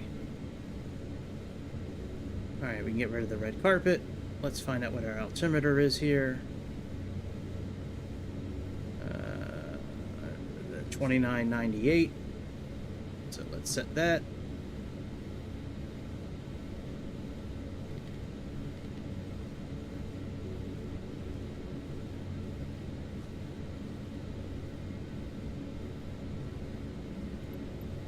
Set. Parking brake. Release.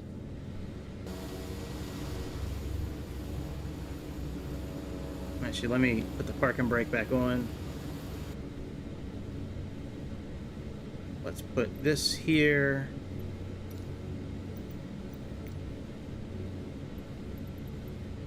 Kilo Sierra Echo Zoo. Traffic YO Mike Alpha Mike Alpha is taxiing to runway 21. Alright, what is our cruising altitude?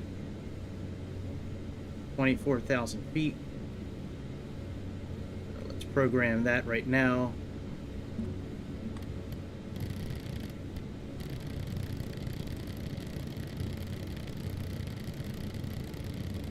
It only goes in hundreds, by the way.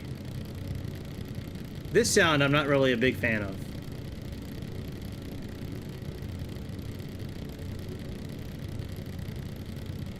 Yeah, there's no way to get it to go like in thousands.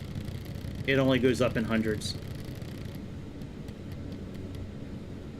Alright, let's put our flight director on. And before we move, let me just check our people real quick. Alright, and... Alright, so they're kind of hot. Let's have them buckle up. Oh, wow, 33 degrees Celsius. Jesus.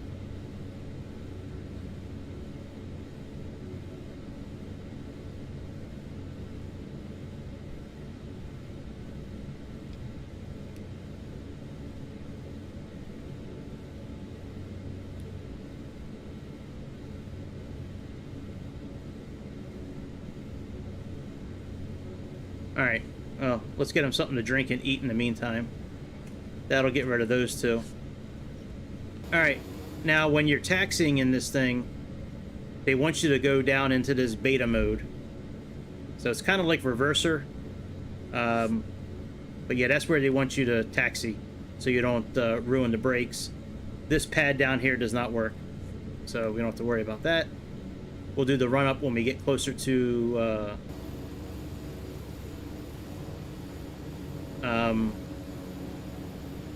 to the runway.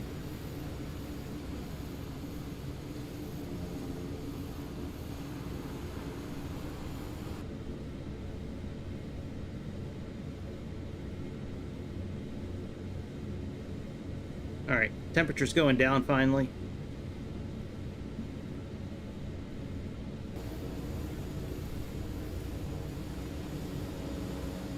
But yeah, the level of detail with this thing is crazy, like what you got to do with this airplane. I've never had an air... Really, dude? As soon as I start moving, that's when you coming by? Come on, man.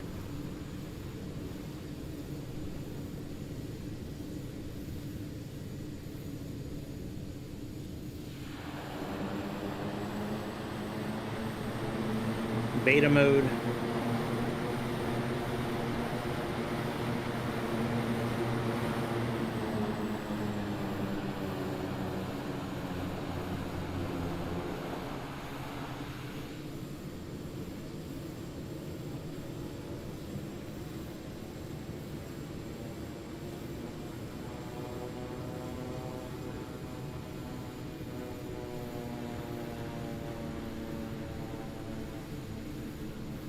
We don't need flaps to take off.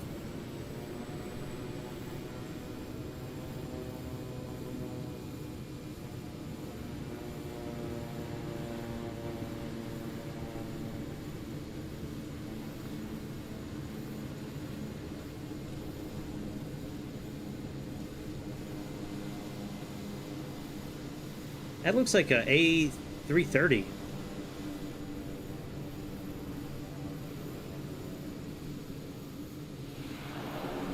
Very weird, A330 being here. That's kind of crazy.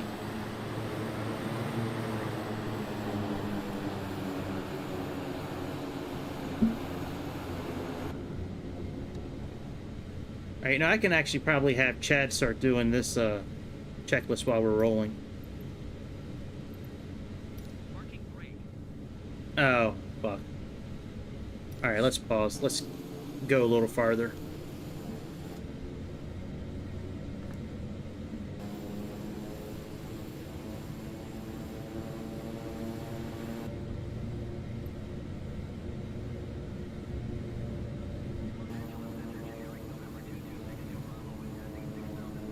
I'm surprised we're not doing the takeoff here. There's a standard instrument departure that's available here. I'm surprised we're not doing that.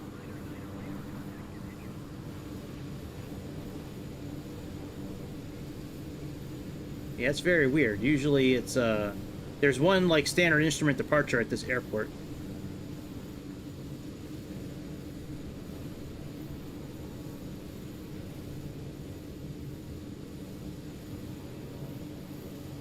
Alright, let's pull off over here and do our engine run up.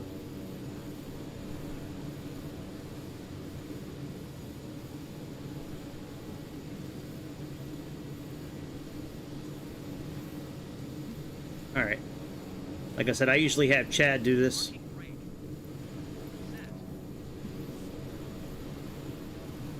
Set. Alright, autocomplete item. Overspeed go test switch. Overspeed go test switch. And P. Power lever. Alright, that's done. Before takeoff, we can have him do all this too. Jet switch. Oh yeah, we gotta do this part. Alright, fuel pump on manual. Manual. There we go. And now we can get rid of all that. Now we can pull up my chart here and let's see what we got going on here. Alright, takeoff, landing, cruise. Alright, maximum continuous power climb. Alright, normal takeoff. Alright, there we go.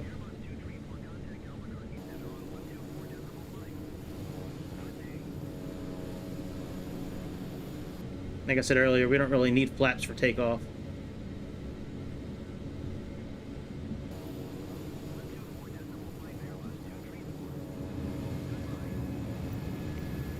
Whoa!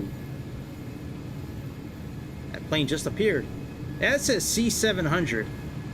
A C-700 is a Cessna Longitude. That does not look like a Cessna Longitude to me.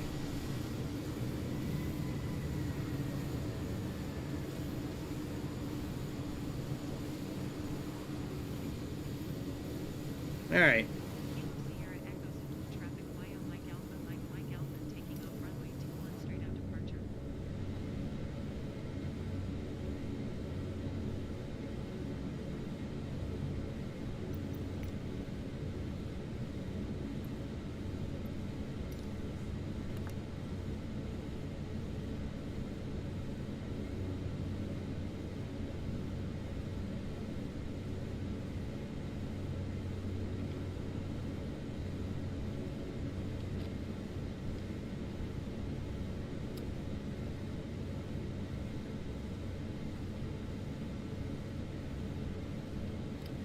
Now, let's wait a second and see what this plane does here.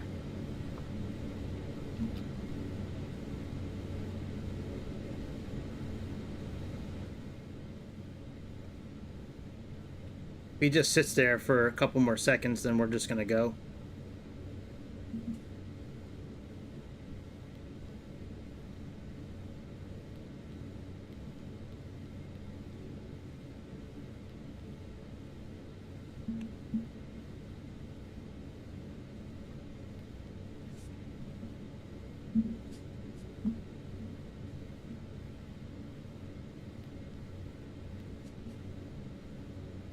Alright, yeah, let's just go.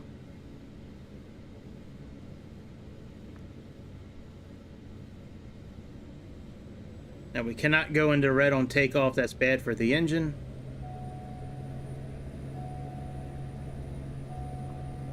Hang on a second.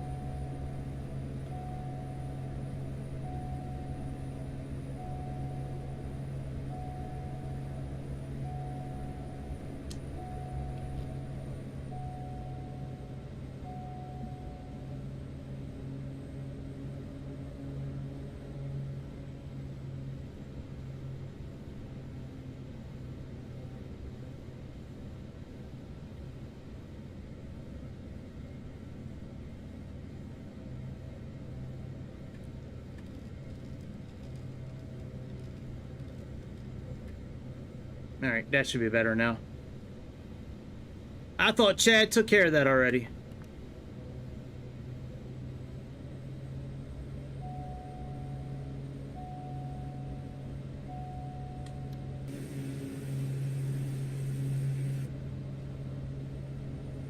Well, that is definitely new. We never needed takeoff flaps before.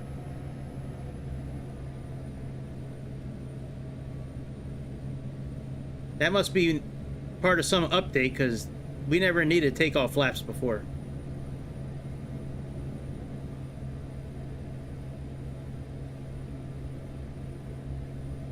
Alright, landing gear up.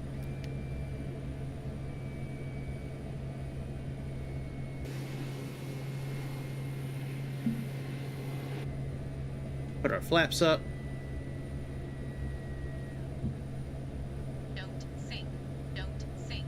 I got you, honey. I got you. I got you. Put our yaw dampener on.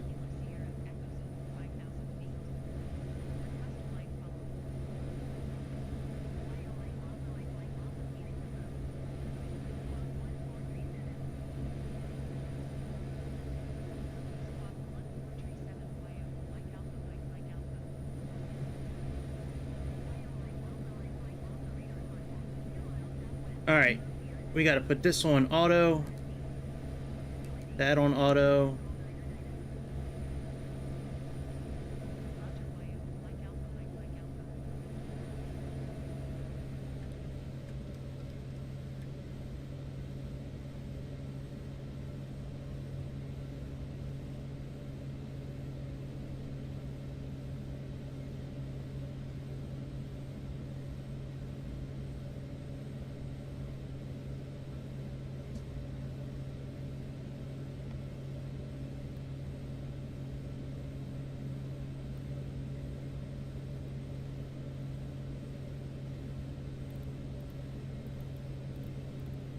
Alright, 125 is the best climb speed. Let's arm our navigation. And we have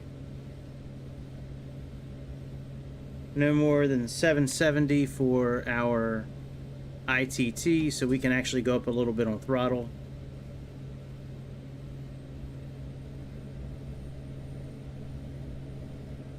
Well, I tell you what, that was my first takeoff in a while using my Xbox controller. That was a little hairy.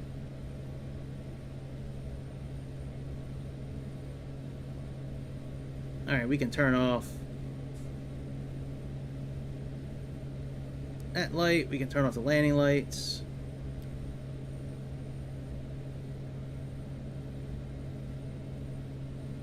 Alright, temperature's getting back down slowly, but it's getting there.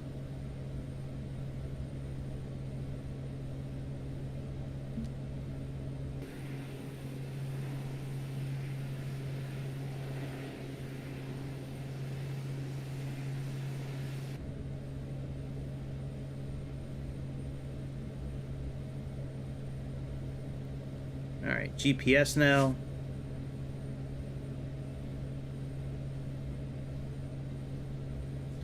Cruise climb, we're going to do 140 for our indicated airspeed here to 20,000 feet, and then over 20,000 feet we're going to do 125.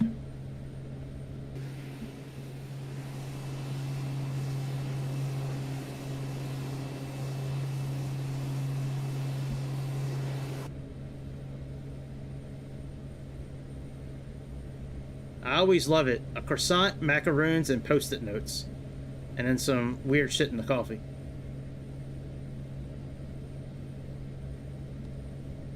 I always found it to be very interesting in this airplane. They give you post-it notes, macaroons, and a croissant for the snack.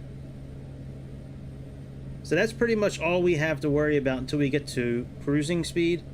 And then we have a whole separate...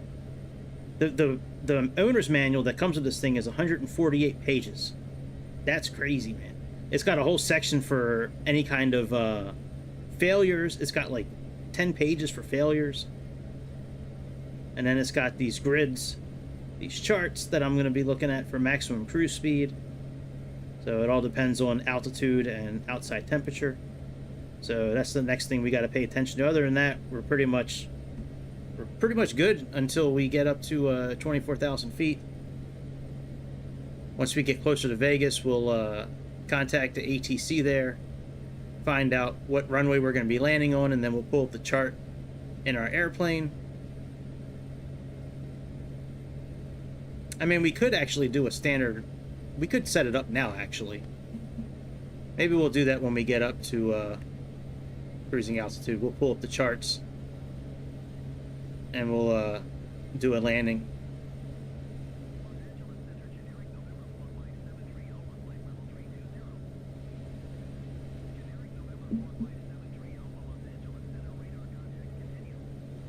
All right, let's increase our power. Because during climb, the RPMs will never get high enough to worry about. This you need to keep under 770. Other than that, you can really just go really till about 1250 on the pound-feet there. But other than that, you really don't have any restrictions. Just, you know, live your best life climbing. All right, let's go to charts. Let's go to here. Let's check arrivals. Oh, wow, there are a lot of arrivals.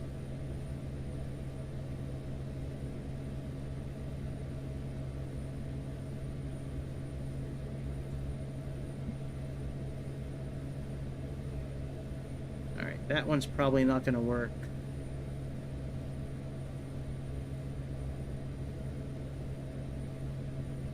This one may work. What does our route list look like?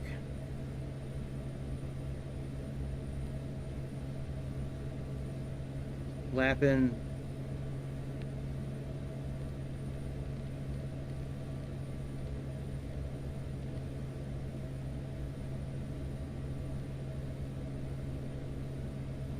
Lappin and kids.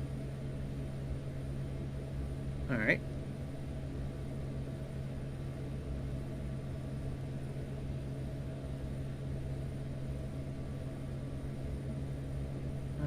Lappin, kids.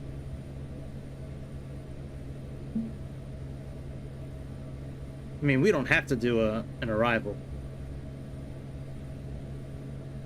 I mean, we can certainly just set up the approach.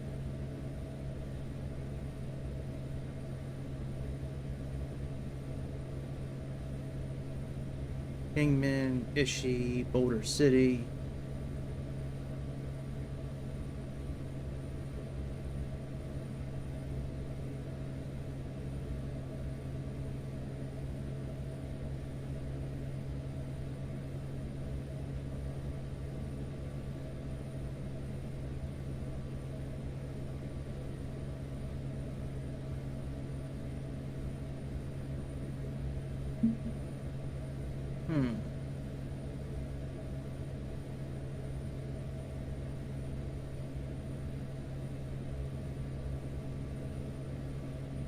See, it looked like we were coming in like in this body of water somewhere. So do we have any of those waypoints?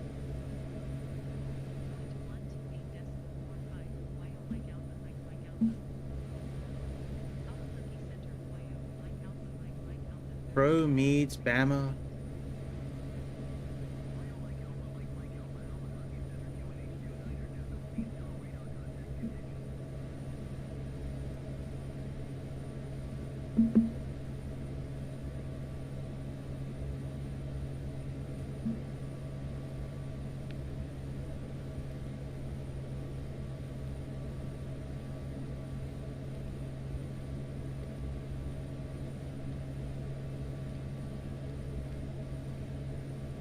Enzo, Pro. Alright, so Meads is right there. And then Bama, and then Lapland. Right into there. So it's north of the water there. Okay.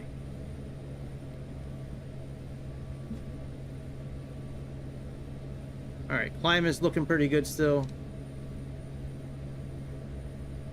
So it looks like we might be able to pick up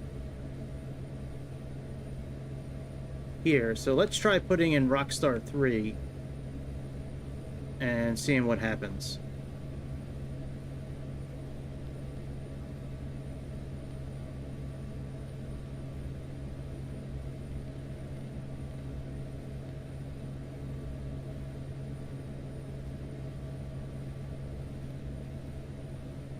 We'll say 26 left.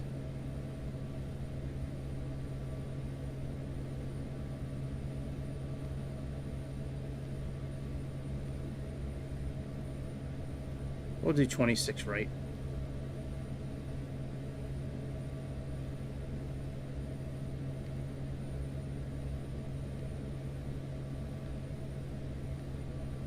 We'll say Elda.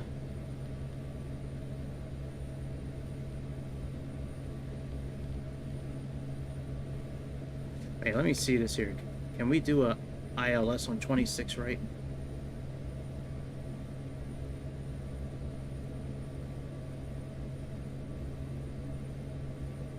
Yep. All right.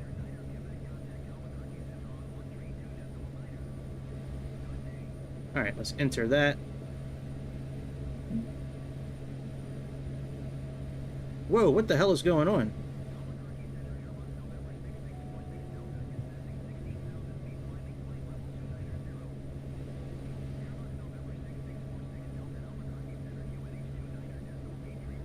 Alright, let's move this down to 125.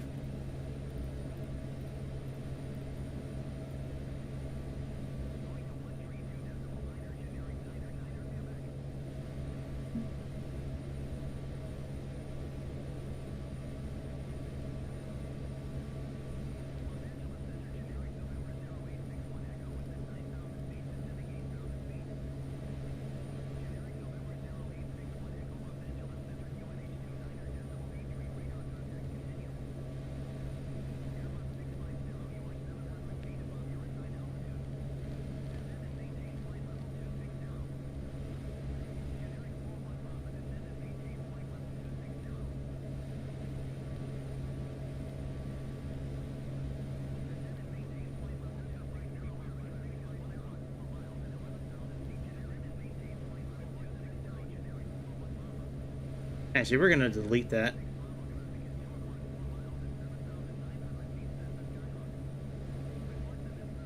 We don't need that arrival.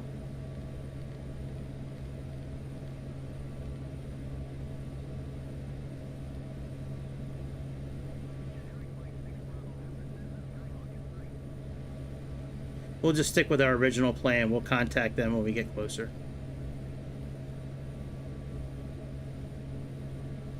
Alright, let's put standard pressure on. That's 29.92.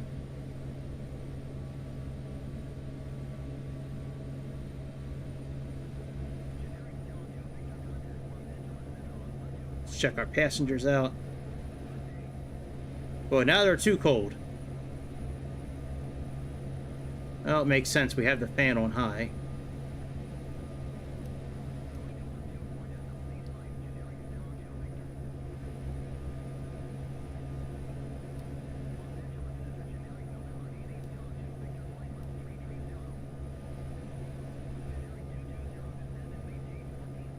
Alright, we'll keep an eye on them, but they are not going to be happy on this trip. Alright, let's give them something to drink, something to eat. Let's give them some pillows.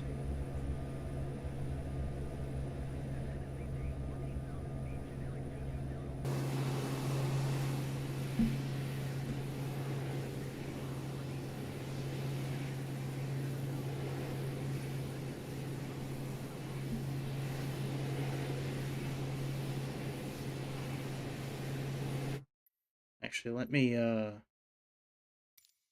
turn off. Let me see if this is on. All right, photogrammetry is on. Let me turn off the HUD. And let me put on controller sensitivity. And let's turn the HUD off. We don't need that now.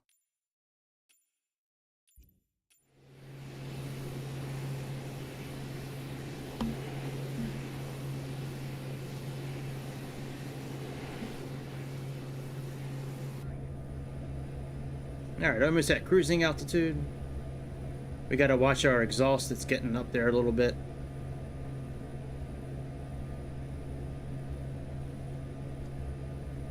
Actually, you know what? Let me look at our flight plan. I thought I saw somewhere that said something about 16,000 feet.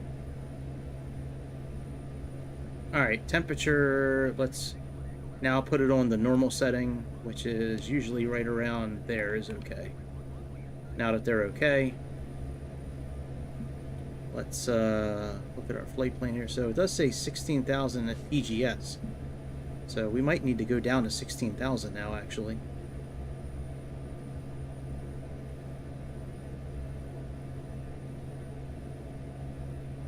Yeah, that's all 16,000. Top of climb, PGS is 24,000. Tenzo is 16,000.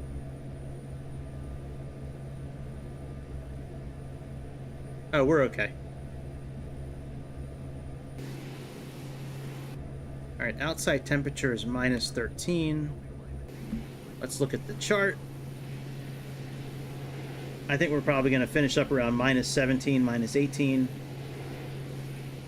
for the outside temperature. I might be wrong, but if that's the case, then our cruise speed, if we're at like minus 16, our maximum torque, our pound-feet of torque should be 1,200.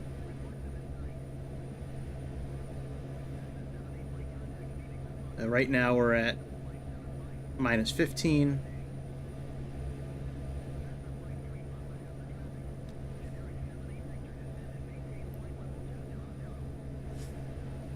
Choose what kind of mic you want. I don't really think it does anything, but alright, we are almost, so we're at minus 16 now, so if we go up any higher we can just go up a little bit. So we're pretty much at our cruise setting right now. We're at minus 16. That's 1,200 pound-feet of torque is our maximum.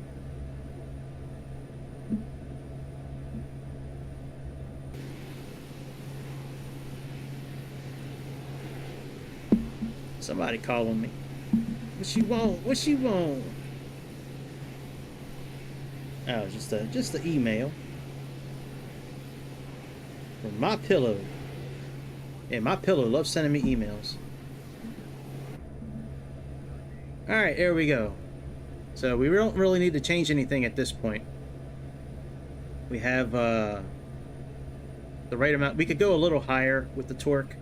We could really go to 1206 according to this chart. 1208. So we'll just leave it where it's at. I do want to look at altitudes.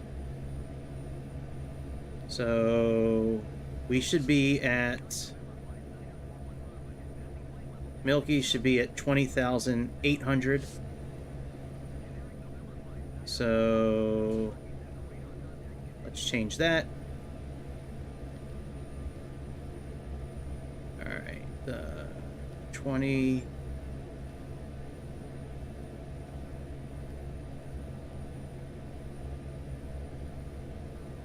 $800. Right, enter. Tenzo should be at 16,000. Same with Crow.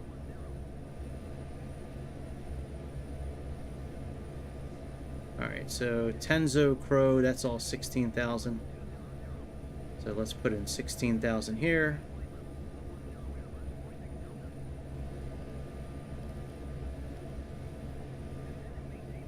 Enter. 16,000. Enter. Meads is 15.5, then Bama is 10.1.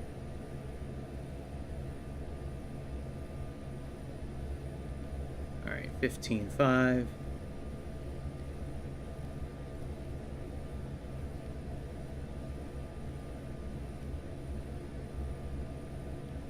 And then we got 10.1.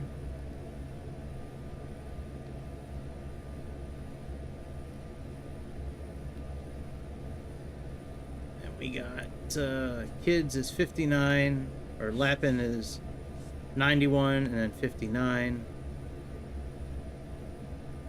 So we got 91.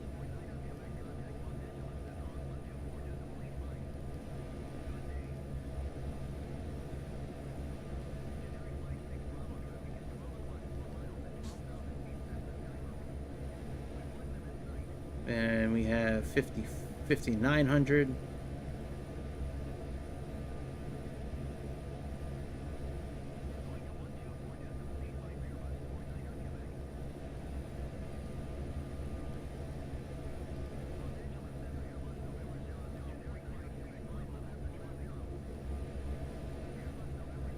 Alright, so that's good for now.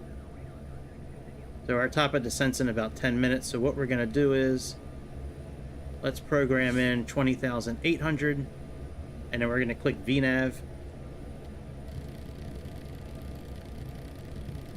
And we'll just adjust the altitude as we're going down.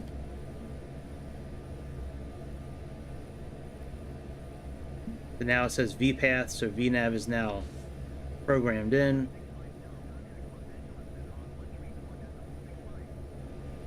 I'm going to program in 26 right for our approach. If they give us a different approach, so be it.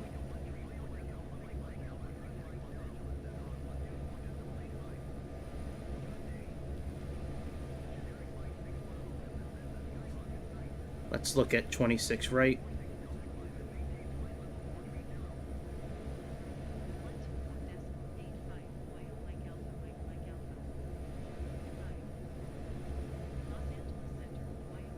So we have Lapin, Boulder, we have Crow.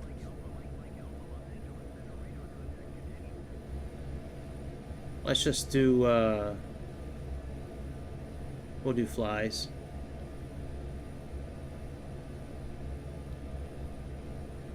Alright, the minimums are 267. Yeah, 267, so let's program that in.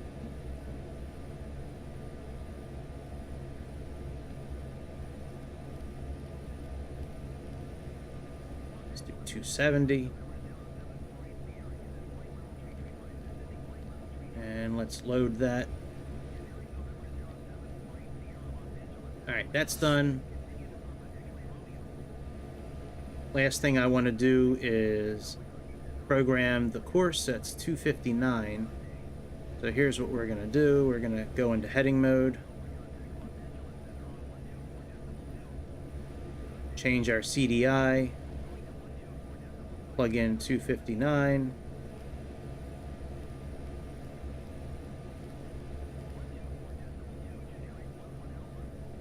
CDI again. Let's do that as well. 259. I like to set up both nav 1 and 2 in every airplane to be the same. I know some airplanes it has to be the same. So it's just safe. For me, I feel it's safer just to set them both up that way. But yeah, we're going to be descending here pretty soon. Living our best life in the city of sin.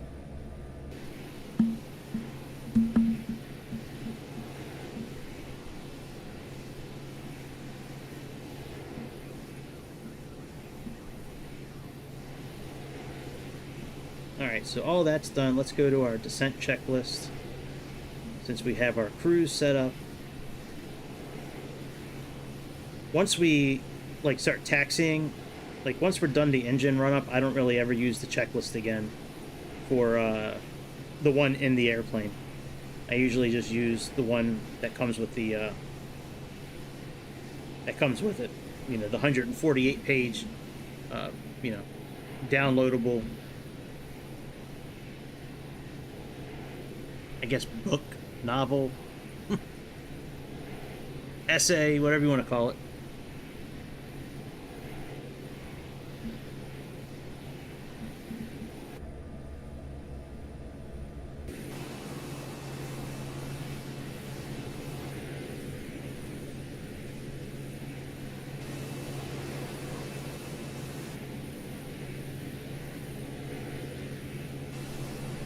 I thought it had more camera angles. I guess it doesn't.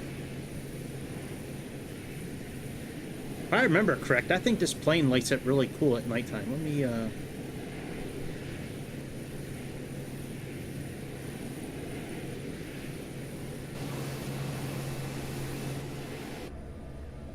Oh yeah, that's right. It has these green, like Tron, like the movie Tron. It always reminds me of this green lighting right here.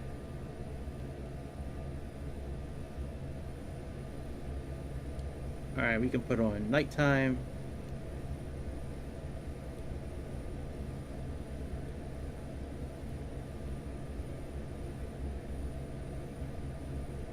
Alright, let's check our passengers out. Alright, they're doing okay. Let's turn that down just a little bit more. Now that we got the temperature under control, they're happy, they got food and drink. They got their croissants and coffee. John Coffin, man, like to drink, only not spilled the same.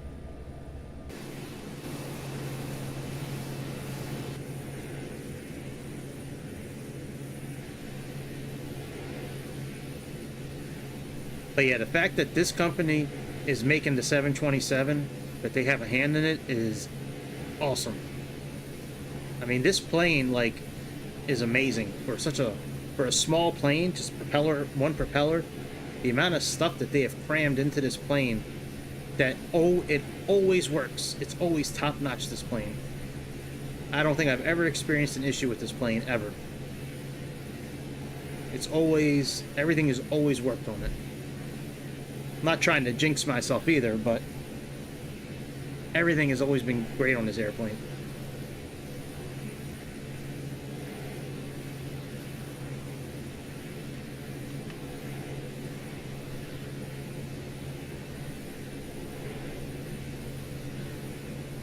When we land, we do have to shut this plane off properly. At least it's suggested. I guess we don't really have to. But I guess I don't know. We'll see what time it is when we land. Maybe we'll just, like, land and end like we normally do. We'll see.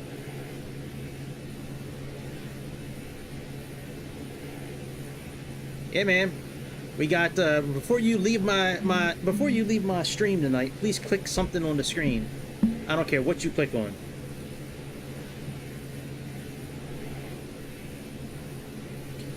Super chat, super thanks, memberships.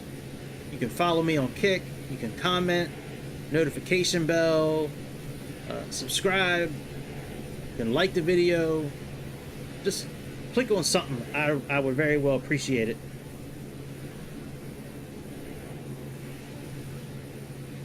I really do enjoy making these videos, and you know, more feedback I get from everybody, the better I can make these videos, and the more I can make it to, you know, what people may actually want to see. But I just make the stuff that I would like to see. I have no idea really what people want to see unless they ask. Like Captain Chicago asked me to do a landing at the little airport right outside the city of Chicago, so I'm gonna do that here pretty soon. Tomorrow, actually. Alright, our top of descent's coming up.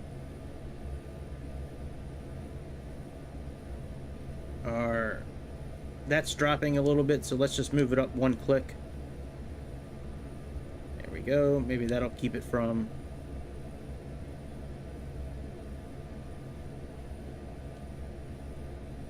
Alright, everything is looking good. Let's actually star this.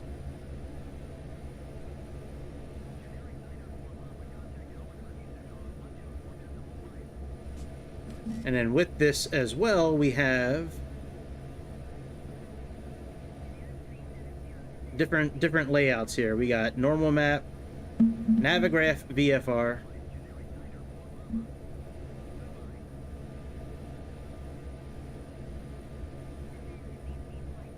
we have IFR high, and then we also have IFR low, daytime, nighttime. Well, usually there's a setting, but it usually changes it automatically.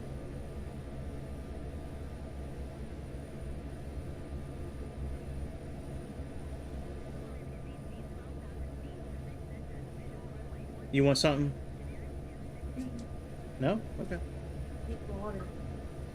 Well, I figured. I just didn't know if you wanted something to nibble on. Okay.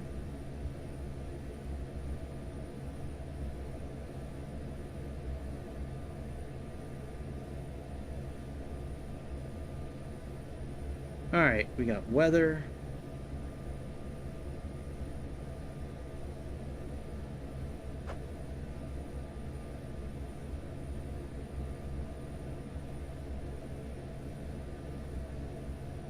Looks like runway 24.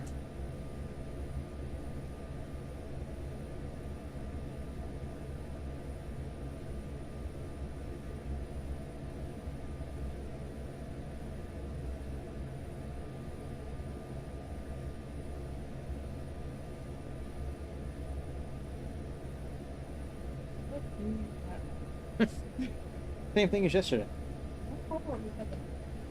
Huh? I don't remember what you did yesterday. Really? Yeah, if you want it, take it.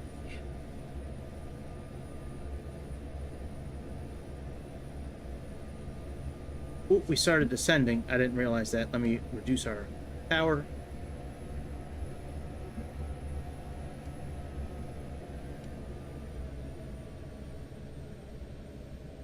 My bad.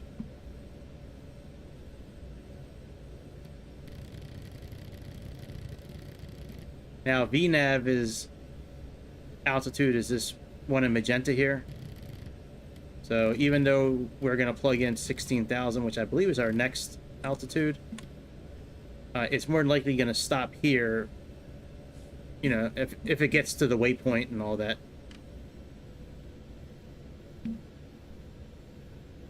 Yeah, I was talking to my daughter. I didn't even realize that we were descending. All right, let's give them more food and drink.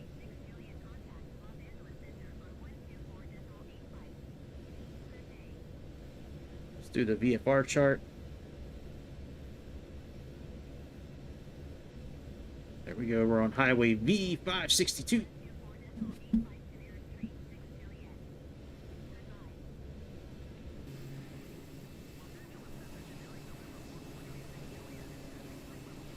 I would like to get a hold of the ATC at LAX. I'm not LAX. At our airport.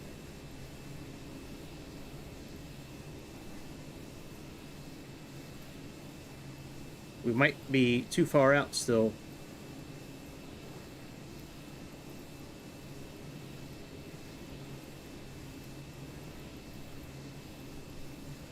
Oh, we're not that far. We got Boulder.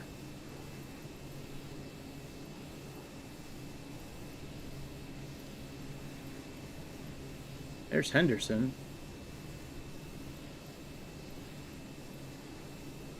Yeah, it should be coming up. Oh, there we go.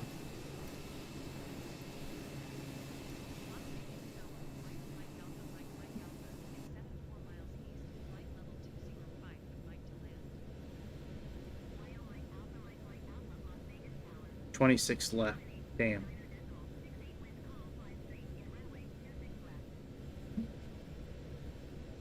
Fly straight in runway 26 left, Mike Alpha, Mike All right, 2968. All right, so let's go back here. Let's go to KLS. Let's unpin that. Let's do...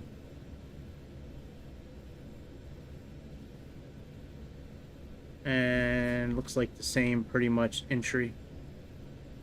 Prino. All right, let's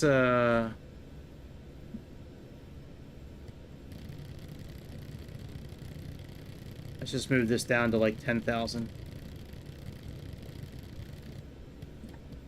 Like I said, the system will stop us at the altitudes that we plugged in.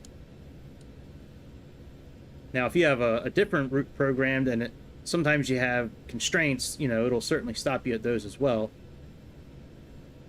What up, cowboy? All right, let's go and select the right approach this time. So we got 26 left.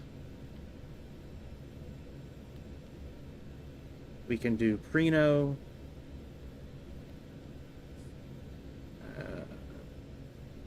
We still have the same. Oh, this time it's actually 200 is our decision height. Let's go 200.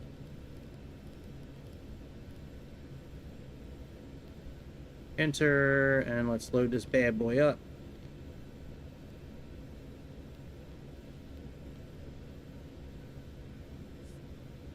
And when we get closer, because our airplane should show up on this map here. So once we see it start showing up, you know, we'll move it over. All right, and it's still the same course. It's got the correct coordinates plugged in, the 111.5. All right, we're doing okay. Coming into Vegas.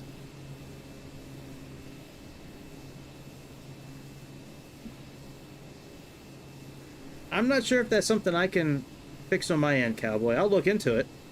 I'm not sure if that's something that I can, like, that's something that I can do on my end. I'll look into it, though, for sure.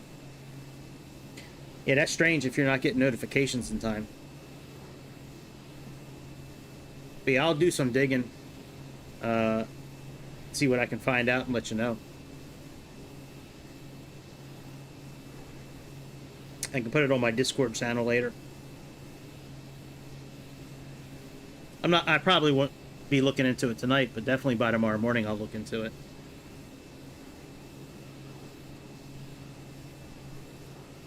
Now, what I did, I'm trying to like kind of do, there's a way you can kind of do like a stream notification where you can like build all the parameters of it beforehand and set up time up and all that. So I did that today. I don't know if that stopped you from getting a notification. So that I want to look into that part. 'Cause I don't know if me setting that up beforehand, if that kind of like stopped the notifications from happening. So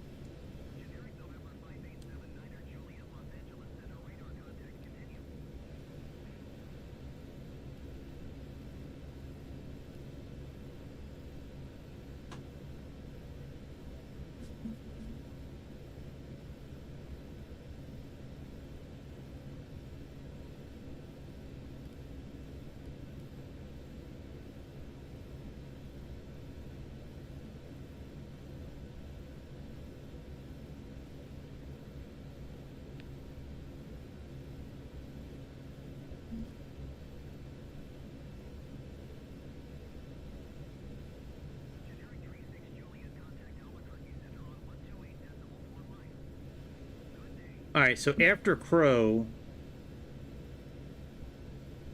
well, maybe we should do a different entry into, yeah, let's change that to Lappin. Oh, you know what? We have Lappin on our route already, I think. Hang on a second. This might be an easy problem. I'm trying to think of how to get into this approach, but I think we already have Lappin. Let's reset that. Let's go down to approach again. Let's do, yeah, 26 left. Oh, no, that's Disco. Oh, shit. ELD, Disco, or Prino. Alright, there's Boulder. Oh, Disco's down here. Okay, yeah, no, we'll just keep it. Alright, we'll just keep it. Let's, hit enter.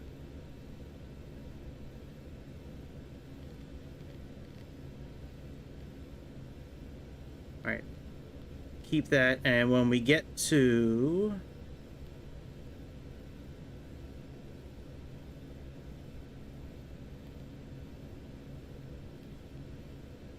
when we get to Crow, we're gonna slide over towards our arrival.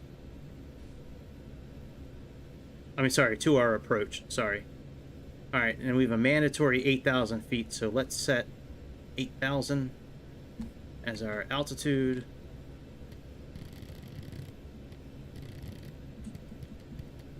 Boy, the one thing I don't like about this airplane is that sound. That sound when you're moving the, you know, the altitude knob. Alright, let's look at our VFR chart here, and let's look at...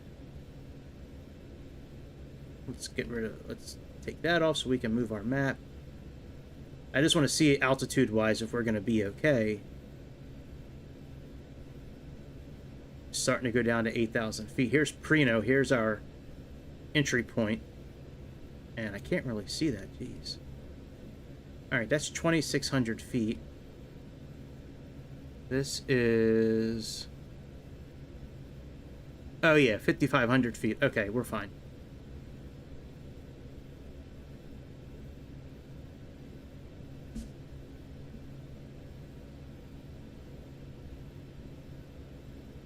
Alright, so let's go into heading mode now.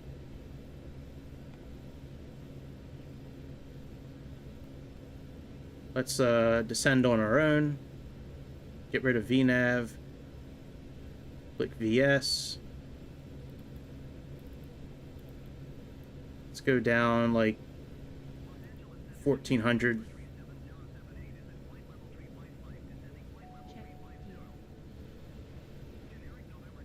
So if you go down too far, close to idle, it says check gear, like it just did. So you can see we're picking up speed, so let's slow down our descent. Let's put in 1,200.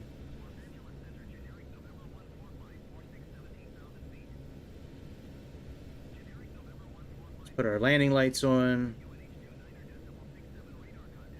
Put our windshield defroster on. Stall heat.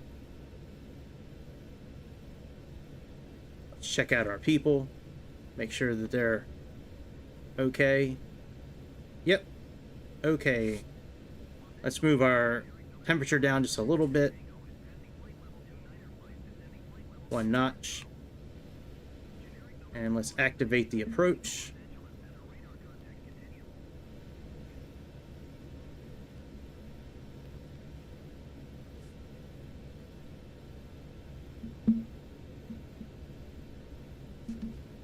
Let's go ahead and we'll just fly this thing in heading mode until we get close.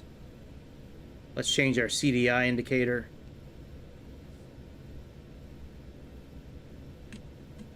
So we have the 2 bearing indicators right here. I usually set number 2 for GPS.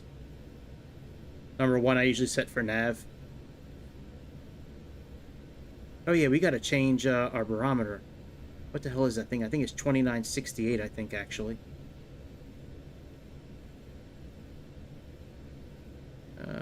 Weather. 2976 right now. All right. And let's put our approach plate back up. All right, so what did I say? 29. I forget already. Yeah, 2976. Okay. So let's change that.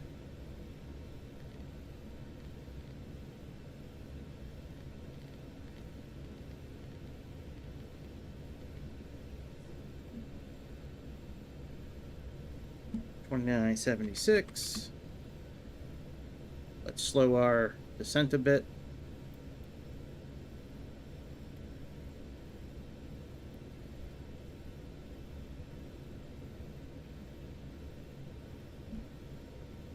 And we got 8,000 feet.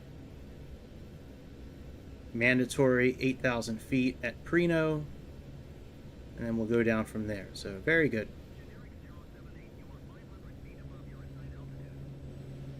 That's not us. Don't worry. We're not generic. We're Yo Mama, if I remember correct. I think I set up Yo Mama for this flight.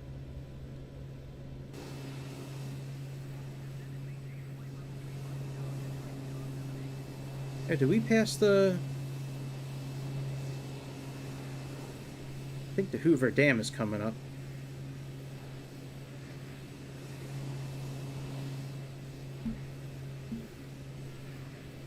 Hey, what's up, Robert? Good evening from Maryland. How are you, sir? Alright, descent checklist, power levers, altimeters, descent elevation, cabin climate controls. Before landing, we have to put on the fuel pump, the ignition pump on, the ignition on manual, the fuel pump on manual. We can put the landing lights on now, actually. Oh, they're already on. Never mind. Oh, we'll put our post lights on, I guess.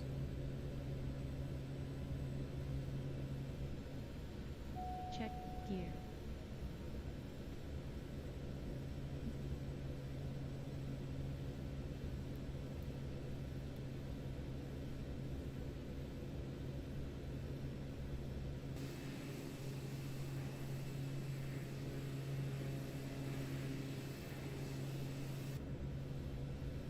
Alright, we get a little closer. We'll put on the fuel pump, the ignition, fuel quantity, landing lights, flaps, brakes, airspeed. Yep. Alright, very good. Very good. Alright, I think I told them to put their seatbelts back on. There we go. Yep, alright, seatbelts back on.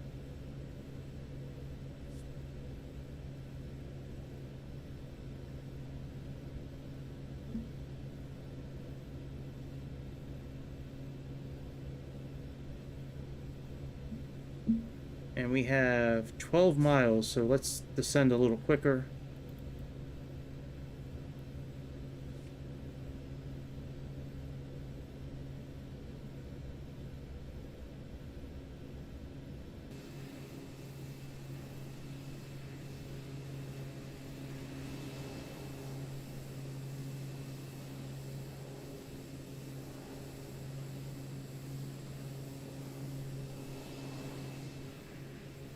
I think tomorrow I'm going to take a helicopter and fly around the DC, Northern Virginia, and the part of Maryland around there, like the Bethesda, Annapolis, and all that. They just came out with a new update today, actually, for that whole corridor: Allentown, Pennsylvania, Buffalo, New York, and one other city I forget. But yeah, it was a pretty big update. So I'm curious to see what they changed, because DC already looked pretty good. But they didn't do, like, Annapolis wasn't done, and Annapolis has some cool sites. They got, you know, the Navy Academy there. A lot of nice... Annapolis is a really nice area to look at. Alright, I think we are coming up on the Hoover Dam.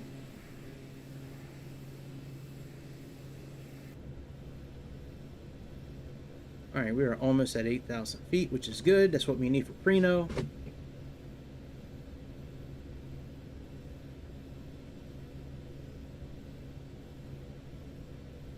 Let's see if we can get pressure here. 2971, okay.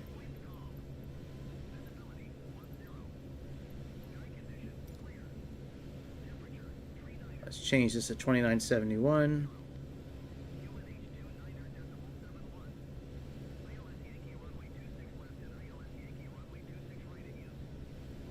All right, we're getting down to the right altitude in time. That's good stuff.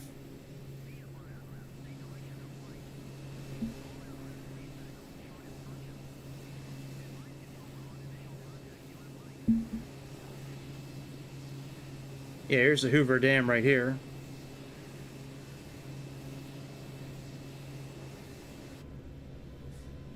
All right, let's go.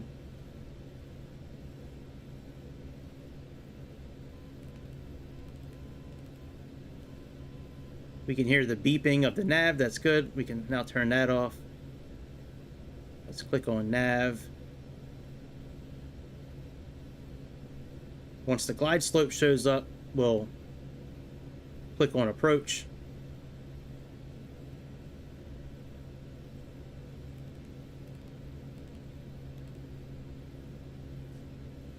All right, let's put, what does it say here to do? All right, so we need to, all right, nav's been picked up. Manual. At least I hope nav was picked up. Yep, okay. I was like, yeah, I hope we're not crashing. All right, we can put, we don't need to worry about flaps yet. How far out are we?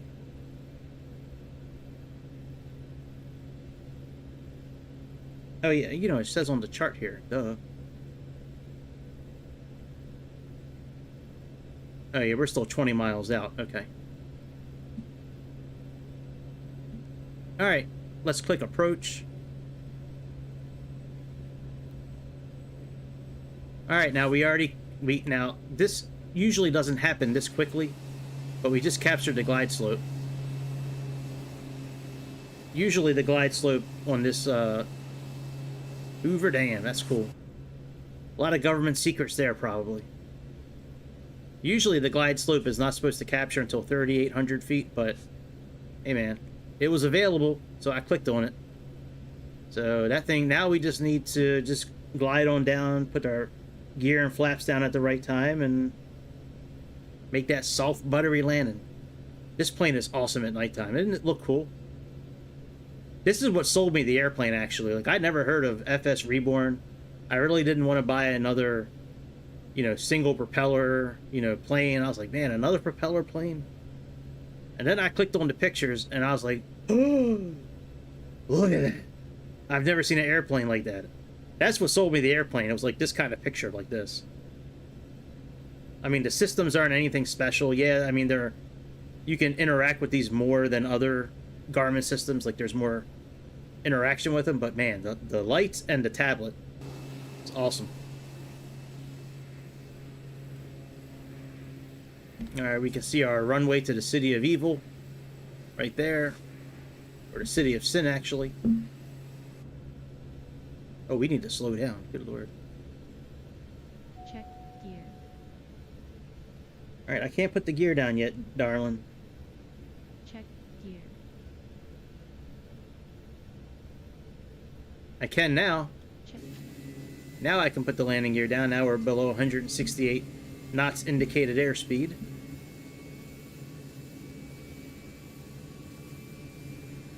I have the plane set up to when I put the flaps down or the gear down, it goes right to that, like, they call it an action camera.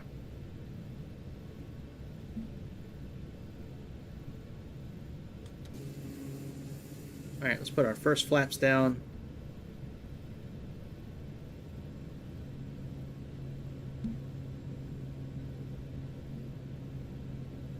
Our next set of flaps is going to be at 138. Hang on, what does it say here? Flaps 36 is 118.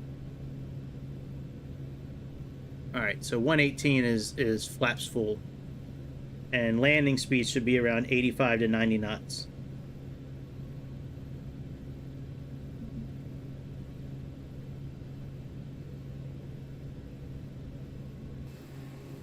Oh, we can see the... I don't know what hotel that is that has the sun and the moon. If anybody knows it, you certainly can put it in the chat. I don't know what the name of it is. But it's pretty cool. We took a helicopter over here last week. We took the Chinook and flew around the strip. Oh, look, you can see the light already from... what the hell is the one with the pyramid? The Luxor. That's cool, man. Yeah, we took a Chinook and flew around the strip for a few minutes to look at the update. That new update they done for Las Vegas is awesome.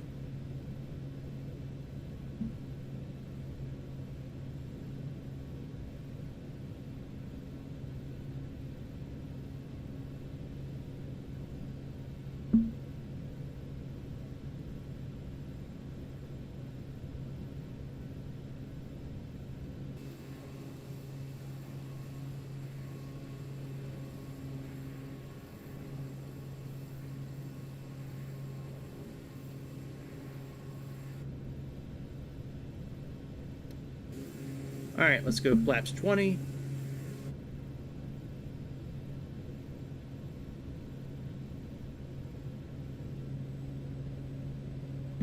I'm gonna see how well this plane lands on its own. I have my Xbox controller right now. I'm not using the flight stick. So let's see how well this thing does. Once we hit this beginning of this city, I'm gonna get down a bit lower in speed, get the flaps full, and try to get down to about 90 knots indicated airspeed. Now, I recently started playing Subnautica on here. I'll be doing that again tomorrow. But I also bought on sale yesterday. Yesterday was the last day it was on sale. The Alien Isolation survivor horror game.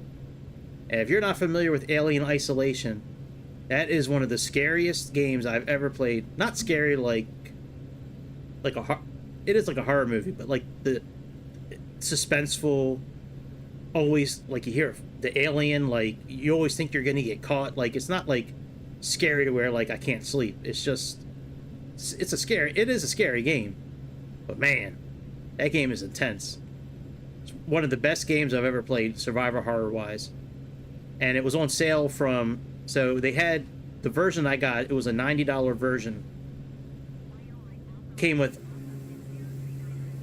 thank you, came with all the versions of the game.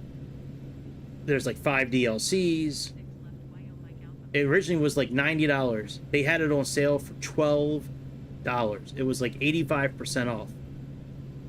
And I was stuck between that or buying like another train and map for the train simulator. And I was like, ugh.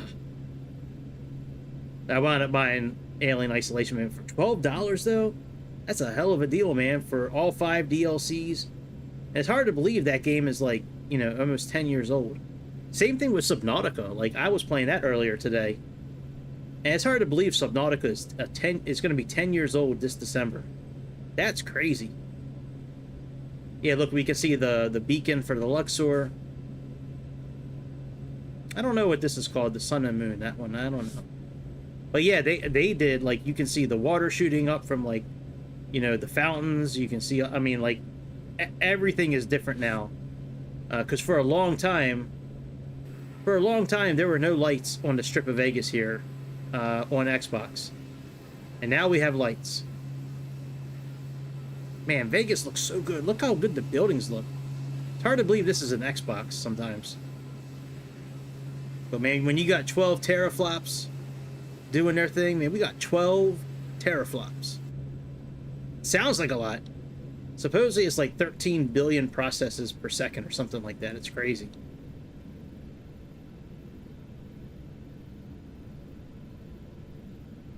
Alright. Speed's good. I don't know about this landing yet. We'll see. Man, the street looks so good. Like, everything looks good over here. They did a really good job. If it looks good here, I wonder what, like, Annapolis looks like now, because I am real familiar with Annapolis. I worked in Annapolis for about 20 years, actually. Right up until the lockdown for COVID, when the government took away our freedom. When the government took away our freedom, I started working from home. I just haven't stopped working from home. I've just been working from home ever since. All right, let's find out. Let's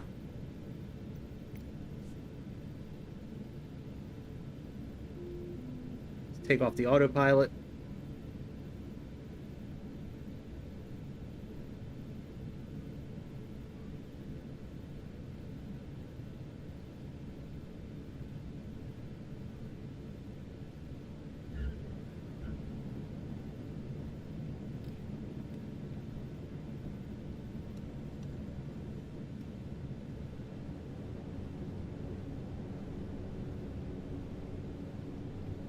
Not bad. I wonder what our passengers are going to say about that landing. Because they certainly have an opinion that they're going to share with us. Alright, good. I don't have to tune in. I was going to tune in to find out where we're going, but...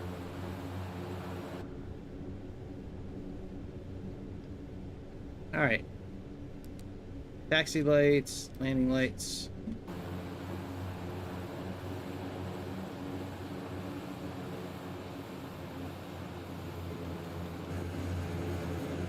Flaps back up.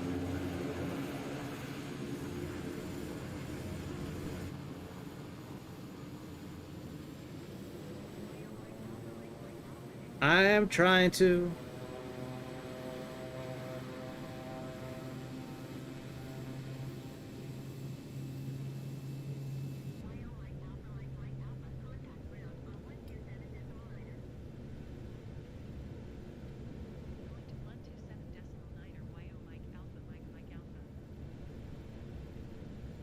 Whoa, that's cool.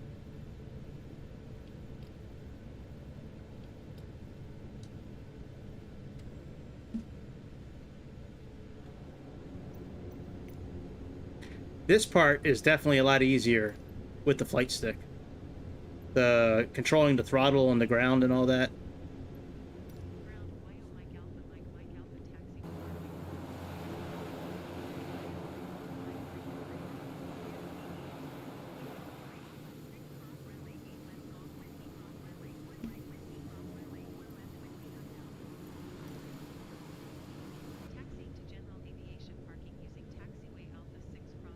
All right, let's look at our passengers. What did they say?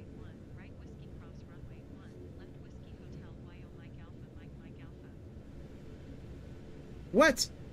Man, you know what? We're not dropping them off. They can just get deleted. That was a good landing. Passengers are hot. Tell you, man, those Instagrammers, they're trouble. All right, nothing else new has come out. Still no 777. It'll come out one of these days. Still no 777. Any update before I log off? Nope. All right, well, that's it, my friends. I'll be back tomorrow for sure. Let me look at my calendar. I think I have a 3 o'clock meeting tomorrow. Other than that, I'm pretty wide open. Let me see here. I have the last phase of a job interview tomorrow. All right. And that's at 12:30. So there's a good chance I'll be streaming tomorrow morning. Maybe Subnautica, maybe Alien Isolation. Yeah, I have a 12:30 meeting tomorrow. So anyways, before you leave, click on something on my screen. Just a simple request. Just click something. Super chat, super thanks, subscription, membership, like button, comment, notification, follow me. And certainly, if there's something that you would like to see that's not happening, let me know. You know, I try to make the videos that I would like. you know, but there's a lot of people out there, and people have different tastes than me. So if there's something that you would like to see, or a scenario, or a plane, or whatever, don't be shy. Let me know. You know, I take requests all the time. You know, and I'm certainly open to suggestions. So yeah, that's about it. I appreciate everybody for tuning in tonight. Sorry about the little bit of a glitchiness in the beginning. I really was trying to use YouTube's platform to stream, and just it was not happening with this computer. Now, my other computer, it might actually work. Like OBS runs like crap on that on my, like, the brand new computer I have. OBS runs terrible. On the old ass computer that I'm using right now, the laptop, OBS runs perfect. But I'm wondering if I change things around with like what I did earlier. I'm wondering if the new laptop would actually do pretty well with that. So I'm gonna look into that. Yeah, man. And Cowboy, I'm gonna look into the notification thing. I think it was because of how I set things up earlier today. But I'll certainly let you know. I'll put it in Discord tomorrow, or you can just tune in tomorrow, and you know, we'll talk about it then. But everybody else, thanks for tuning in. Chicago, see you later. Greece, wherever you're at in this world, see ya. Cowboy, thanks for tuning in. Mr. Miner, actually, Mr. Miner is there's a song written by Fish where they thank Mr. Miner. I have to find the name of the song, but they sing it a cappella when they thank Mr. Miner. It's not Wilson. I'll have to find that out. That's going to bother me until I figure that out. All right. I will see everybody tomorrow. Y'all have a good evening, and have a wonderful hump day. And I will see everybody tomorrow, my friends. Take it easy, and see ya.